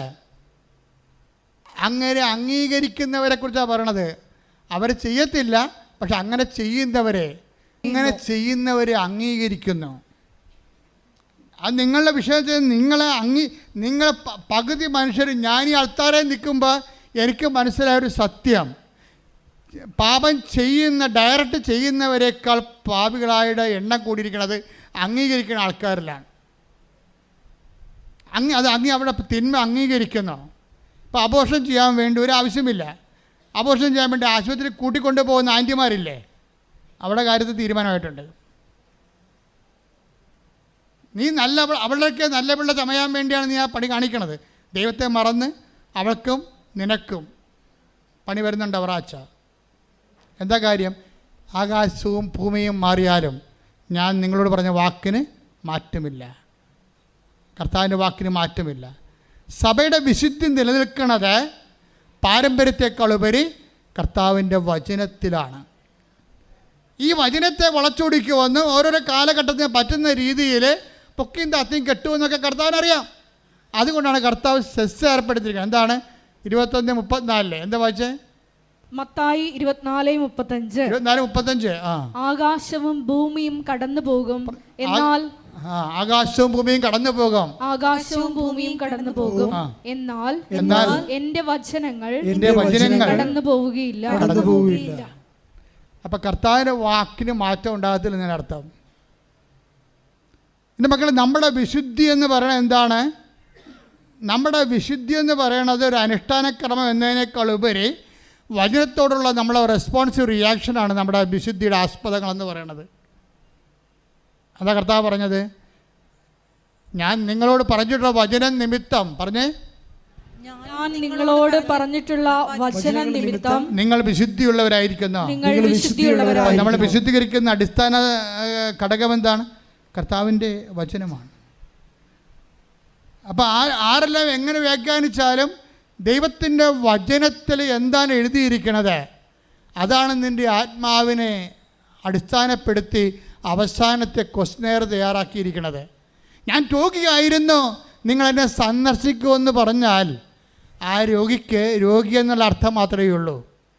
അത് വെച്ച് തന്നെയാണ് അന്ത്യവിധി വരാൻ പോണത്. ആ വചനം വെച്ച് തന്നെയാണ് അന്ത്യവിധി വരണത്. ഉടമ്പടി എന്തുകൊണ്ടാണ് ഇത്രയും നിന്ന് ജ്വലിക്കണത്?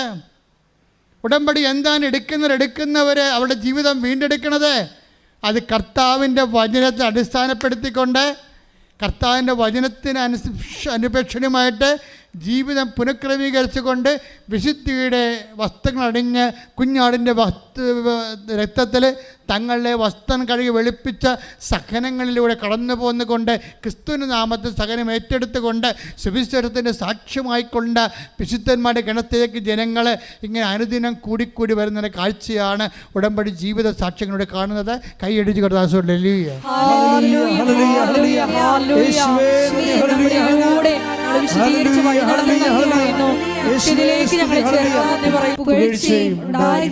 എൻ്റെ പ്രിയപ്പെട്ടവരെ, ഈ ആൽബിൻ്റെ ദൈവ അനുഭവ മുന്നേറ്റങ്ങളെ നമ്മൾ സുവിശേഷ വിഹിതമായി വിലയിരുത്തുമ്പോൾ നമുക്ക് കിട്ടുന്ന ഒരു നെറ്റ് റിസൾട്ട് എന്ന് പറയണത്, ആൽബിൻ ഉടമ്പടി എടുക്കാൻ വേണ്ടി അവസാനം കുമ്പസാരിച്ചിട്ട് കൃപാന കൈക്കൊണ്ടിട്ട് അവൻ അവസാനം ഉടമ്പടി എടുക്കാൻ വേണ്ടി വരും.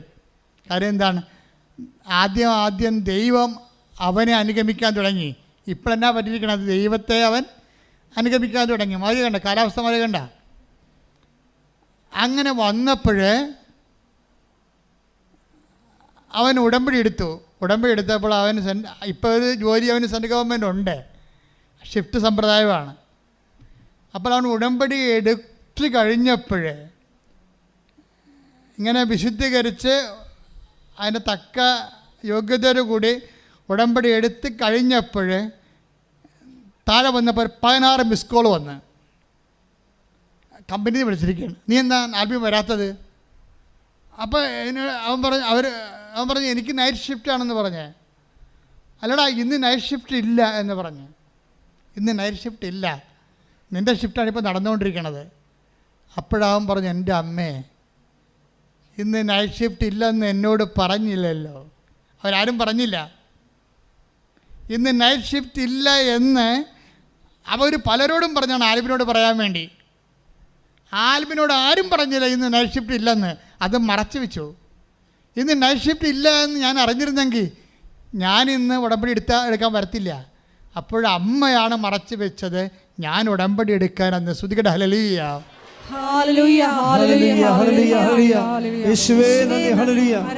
എന്ത് രസമാണെന്നറിയാം ഈ സാക്ഷ്യം കേൾക്കാൻ. അതായത് നമ്മളെ ഉടമ്പടിപ്പിക്കാൻ വേണ്ടി നമ്മളെ അറിയിക്കേണ്ട ചില കാര്യങ്ങളെ അറിയിക്കാതെ സംരക്ഷിച്ചുകൊണ്ട് എങ്ങനെ ഭയങ്കര സൂക്ഷ്മ സംരക്ഷണം. മക്കളെ, ഞാൻ പറഞ്ഞു യു ആർ ഇൻ സർവൈൻസ്. അതായത് നിങ്ങൾ നിരീക്ഷണത്തിലാണ് അമ്മയുടെ, വേറെ ആരുടെയും അല്ല, അമ്മയുടെ നിരീക്ഷണത്തിലാണ്. നിങ്ങൾക്ക് കടമുണ്ടെന്നും രോഗമാണെന്നും ജോലിയില്ലെന്നും നിങ്ങളുടെ മനസ്സ് തിളച്ചുകൊണ്ടിരിക്കുന്ന മുറിവേറ്റതാണെന്നും എല്ലാം അമ്മയ്ക്കറിയാം. നിങ്ങൾ താങ്ങിപ്പിടിച്ച് ഇവിടെ കൊണ്ടുവന്നിരിക്കുന്നത് നിങ്ങളെ സന്ധിക്കാനാണ്. നിങ്ങൾ കുതറരുത്. കുതറിപ്പോയിട്ട് ചില ആൾക്കാർ ഉടമ്പടി എടുക്കും, എന്നിട്ട് പോയി ഉടമ്പടി ഇല്ലാതെ ജീവിക്കും. അതാണ് പ്രശ്നം. ഉടമ്പടി ഇവിടെ വന്നിങ്ങനെ ഏതാണ്ട് കൊണ്ടുവന്ന് കെട്ടിത്താത്തുന്ന പരിപാടിയാണ് ഉടമ്പടി എന്നാണ് ആരാണ്ട് പെരിച്ചാഴികൾ പറഞ്ഞ് തെറ്റിദ്ധരിച്ചിരിക്കുന്നത്. അത് ആ തീ കൊണ്ട് ഈ ചേന വേഗത്തില്ല. പുറത്തിറങ്ങി മര്യാദയ്ക്ക് ഉടമ്പടി പ്രകാരം നമ്മൾ ദൈവസ്നേഹത്തോടു കൂടി സുവിശേഷ വേല ചെയ്യണം, പരിശുദ്ധ പ്രവർത്തനം ചെയ്യണം, രോഗി സന്ദർശനം ചെയ്യണം. അപ്പോൾ ആൽബിൻ ഇതിനെല്ലാം തയ്യാറായി. കാര്യം ഉടമ്പടി എനിക്ക് ഷിഫ്റ്റ് ഉണ്ടായിട്ടും ഷിഫ്റ്റ് ഇല്ലാഞ്ഞ കാര്യം അമ്മ എന്നോട് പറയാതെ എന്നെക്കൊണ്ട് ഉടമ്പടി എടുപ്പിച്ചില്ലേ. അപ്പോൾ അമ്മ എൻ്റെ കൂടെ ഉണ്ടെന്നാണ് ആൽബിൻ പിന്നെ ധരിച്ചത്. ആൽബിൻ പുറത്ത് പോയി കഴിഞ്ഞ് ഞാൻ എവിടെയാണ് രോഗികളെ കാണാൻ പോകേണ്ടതെന്ന് അമ്മയോട് ചോദിച്ചു. ഞാൻ എവിടെയാണ് ഈ രോഗികളെ പോയി കണ്ടിട്ട് അവരെ ശുശ്രൂഷിക്കേണ്ടത്? അപ്പോൾ അമ്മ പറഞ്ഞ് നിൻ്റെ നാട്ടിൽ തന്നെ ഉണ്ടെന്ന് പറഞ്ഞു. അപ്പോഴവൻ ആ തിരക്കി പിടിച്ച ആ രോഗിയുടെ എത്തിയെന്ന്.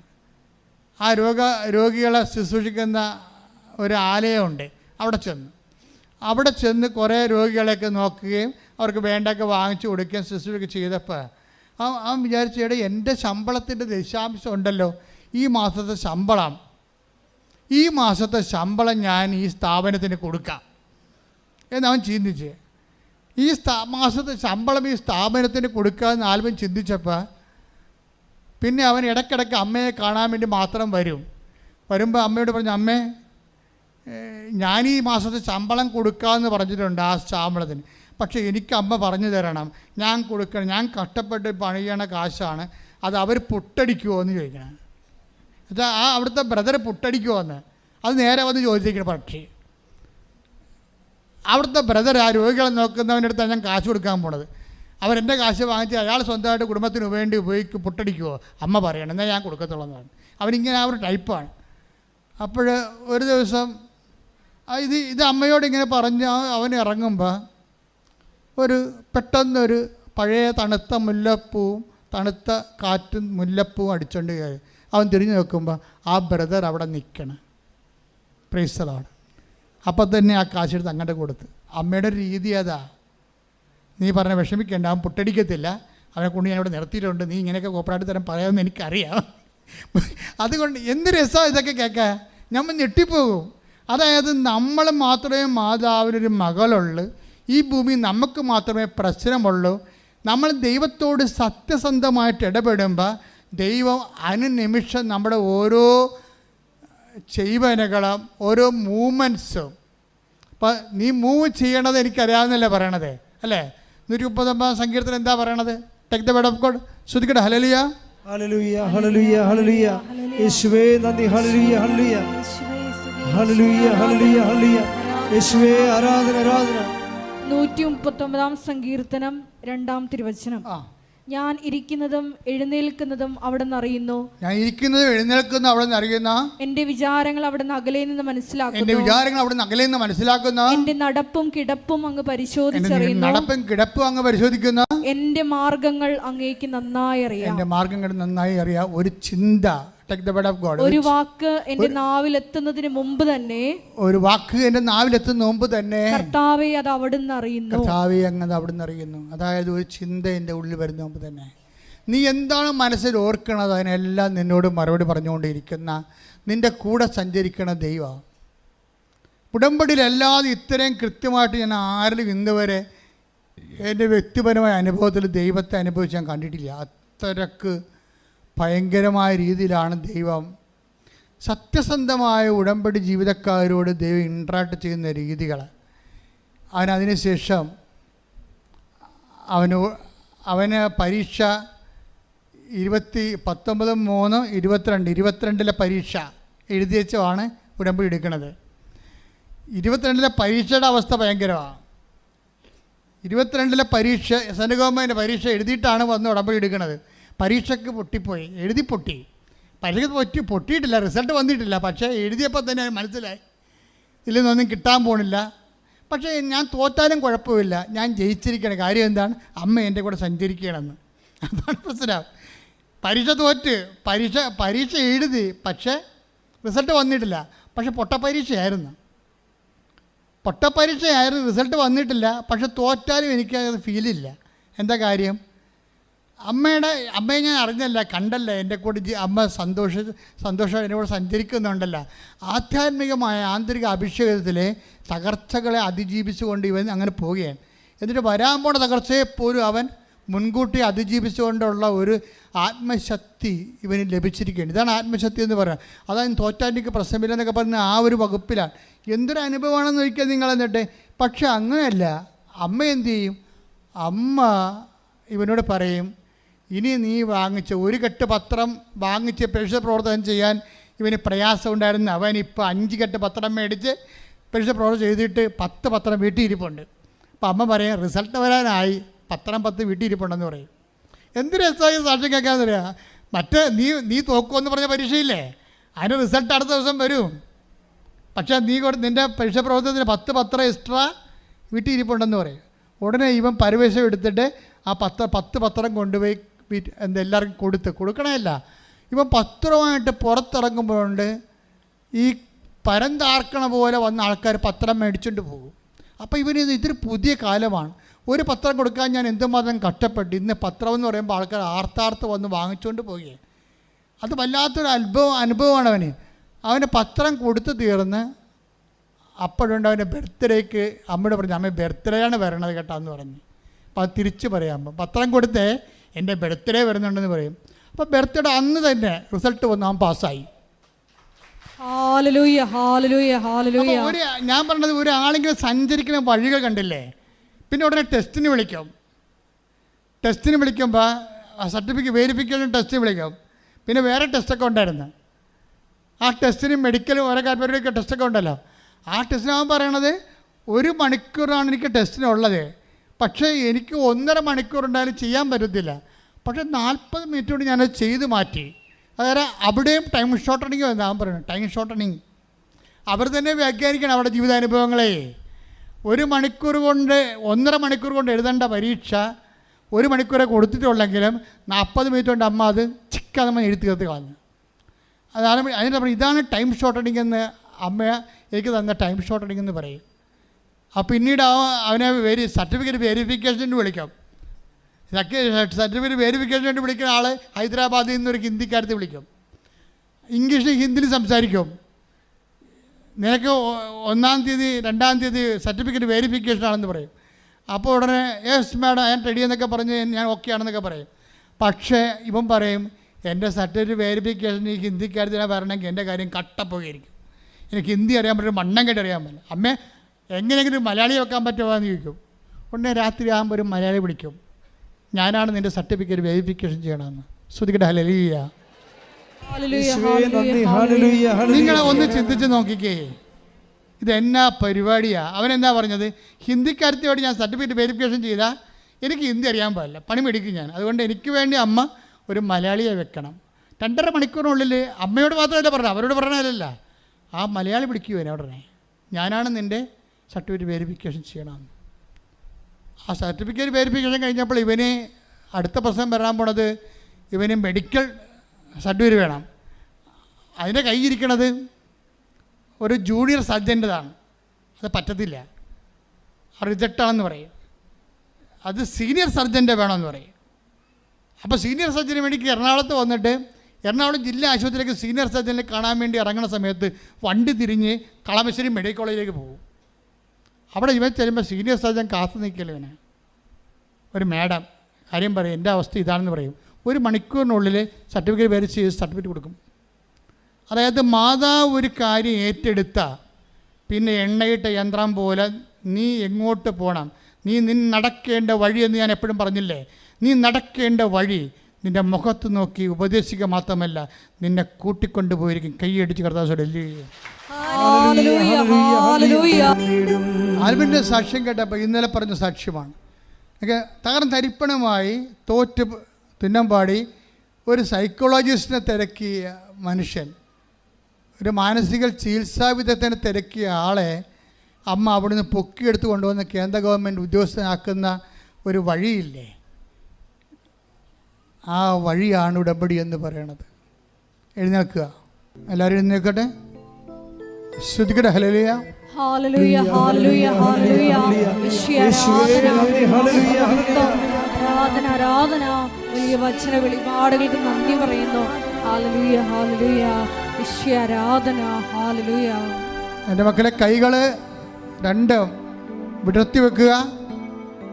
കർത്താവിൻ്റെ വിശുദ്ധ രക്തം കൈകളിലേക്ക് തളിക്കാൻ വേണ്ടി പ്രാർത്ഥിക്കുന്നു. അച്ഛൻ നിങ്ങൾ സ്തുതിച്ചുകൊണ്ടിരിക്കട്ടെ. കർത്താവേ, നിൻ്റെ വിശുദ്ധമായ രക്തം അങ്ങനെ മക്കളുടെ കൈകളിലേക്ക് തളിക്കണമേ. ഓൺലൈനിൽ പ്രാർത്ഥിക്കുന്നവർ, തീർത്ഥാടനത്തിൽ പ്രാർത്ഥിക്കുന്നവരുടെ മേലെ കർത്താവിൻ്റെ രക്തം പടരട്ടെ എന്ന് പ്രാർത്ഥിക്കുന്നു. കൈകളെ വിശുദ്ധീകരിക്കണമേ കർത്താവേ.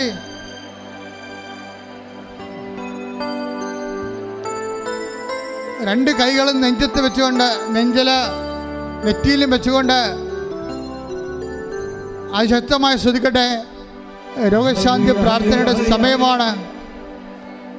കർത്താവെ, അന്ധന് കാഴ്ച നൽകിയവനെ, കർത്താവെ ചെകിടിന് കേട് നൽകിയവനെ,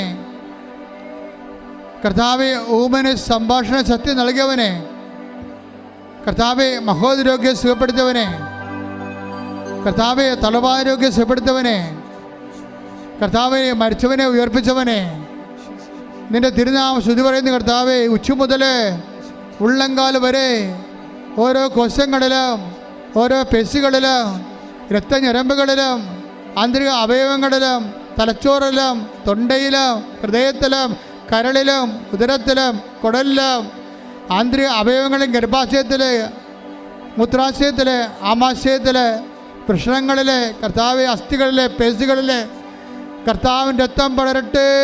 ഉച്ച മുതൽ ഉള്ളങ്കാൽ വരെ കർത്താവിൻ്റെ രക്തം പടരട്ടെ. നടുവിലെ കിഡ്നികൾ, കരളുകൾ, ഹൃദയം, സ്പോണ്ടിലോസിസ്, ഞരമ്പുകൾ, നാടിഞരമ്പുകൾ, അസ്ഥികൾ, നടുവല്ലുകൾ, ഇടുപ്പല്ലുകൾ, എല്ലാ ക്യാൻസർ രോഗികൾ, കരരോഗികൾ, കിഡ്നി രോഗികൾ, ത്വക്ക് രോഗികൾ, അർസസ് രോഗികൾ, അൾസർ രോഗികൾ, PCOD രോഗികൾ, കർത്താവേ എയ്ഡ്സ് രോഗികൾ, യേശുവിൻ്റെ നാമത്തിൽ എപ്പിലെപ്സി രോഗികൾ കർത്താവിൻ്റെ നാമത്തിൽ സൗഖ്യം പ്രാപിക്കട്ടെ. കർത്താവിൻ്റെ നാമത്തിൽ സൗഖ്യം പ്രാപിക്കട്ടെ. യേശു ക്രിസ്തു ഉന്നതമായ നാമത്തിൽ സഭയുടെ അധികാരത്തിൽ കുരിശിൻ്റെ അടയാളത്തിൽ ദൈവശക്തിയാൽ മാർഗരോഗങ്ങൾ, തീരാവേദികൾ യേശുവിന്റെ നാമത്തിൽ മാറിപ്പോകട്ടെ. സുഖപ്പെട്ടുകൊണ്ട് യേശുവിന്റെ നാമം മഹത്വപ്പെടുവാൻ ഈ ആരാധനയിലൂടെ കരുണയാകണമേ. Hallelujah, hallelujah.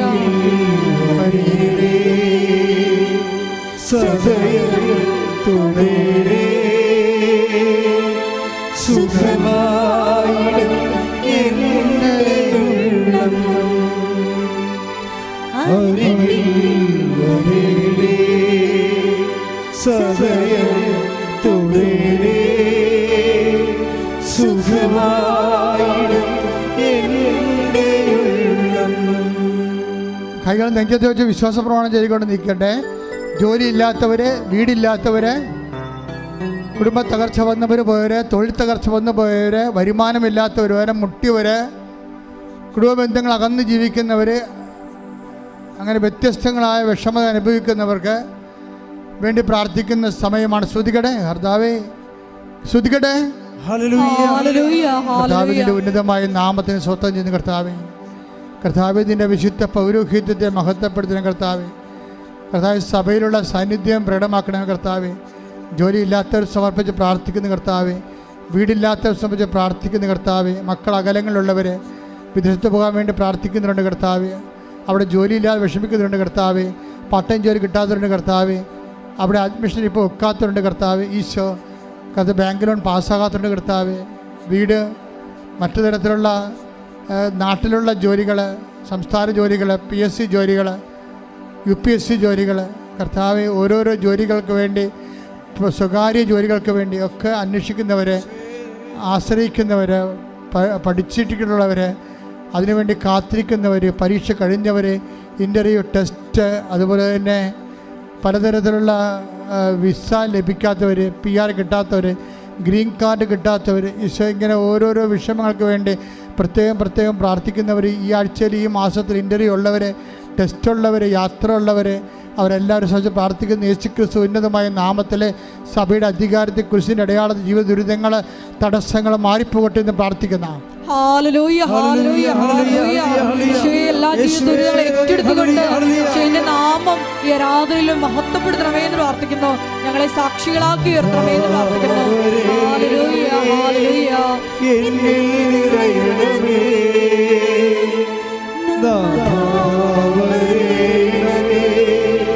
സൗഖ്യം നൽകണമേ, നാഥാവരേണമേ, എന്നിൽ നിറയണമേ, നാഥാവരേണമേ, സൗഖ്യം നൽകണമേ. മുട്ടനിക്കുക. അച്ഛൻ പറയാത്ത വിഷയങ്ങൾക്ക് വേണ്ടി ഓർത്ത് നിങ്ങളുടെ വിഷയം റെഫർ ചെയ്തിട്ടില്ലെങ്കിൽ, ആൾക്കാരെ പറഞ്ഞിട്ടില്ലെങ്കിൽ ഇപ്പോഴേ പരിശുദ്ധ അമ്മയുടെ മാധ്യസ്ഥത ഈശോയ്ക്ക് സമർപ്പിക്കുക.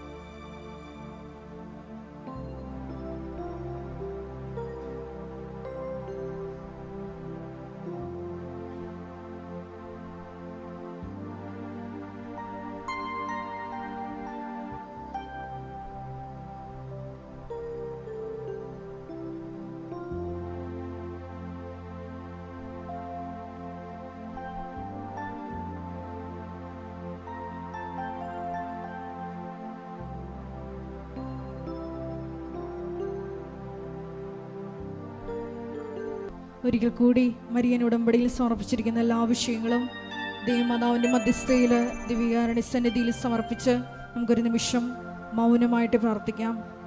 നോമ്പിൻ്റെ ഈ കാലയളവിൽ അനുദപിച്ച് പൂർണ്ണമായി സുവിശേഷത്തിൽ വിശ്വസിച്ച് നിന്നിലേക്ക് തിരിയുവാൻ ഈശോയെ ഇന്നത്തെ ഈ ആരാധന ഉടമ്പടി വചനങ്ങൾ ഞങ്ങളെ പ്രത്യേകമായി സഹായിക്കണമേ, ഞങ്ങളെ അഭിഷേകത്താൽ നിറയ്ക്കണമേ എന്ന് പ്രാർത്ഥിച്ചുകൊണ്ട് ശിരസ് നമിച്ച് നമുക്ക് ദിവ്യകാരുണ്യനാഥൻ്റെ ആശീർവാദം സ്വീകരിക്കാം.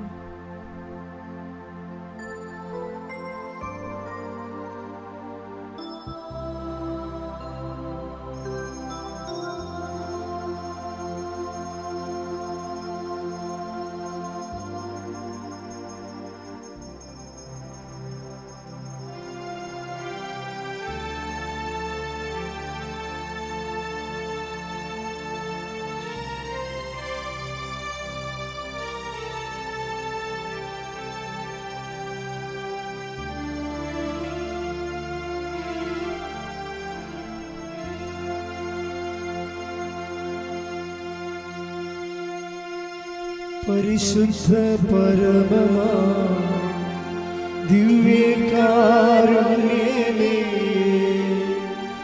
എന്നും അങ്ങേയ്ക്ക് ആരാധന. പരിശുദ്ധ പരമമാ ദിവ്യകാരുണ്യമേ, എന്നും അങ്ങേയ്ക്ക് ആരാധന. പരിശുദ്ധ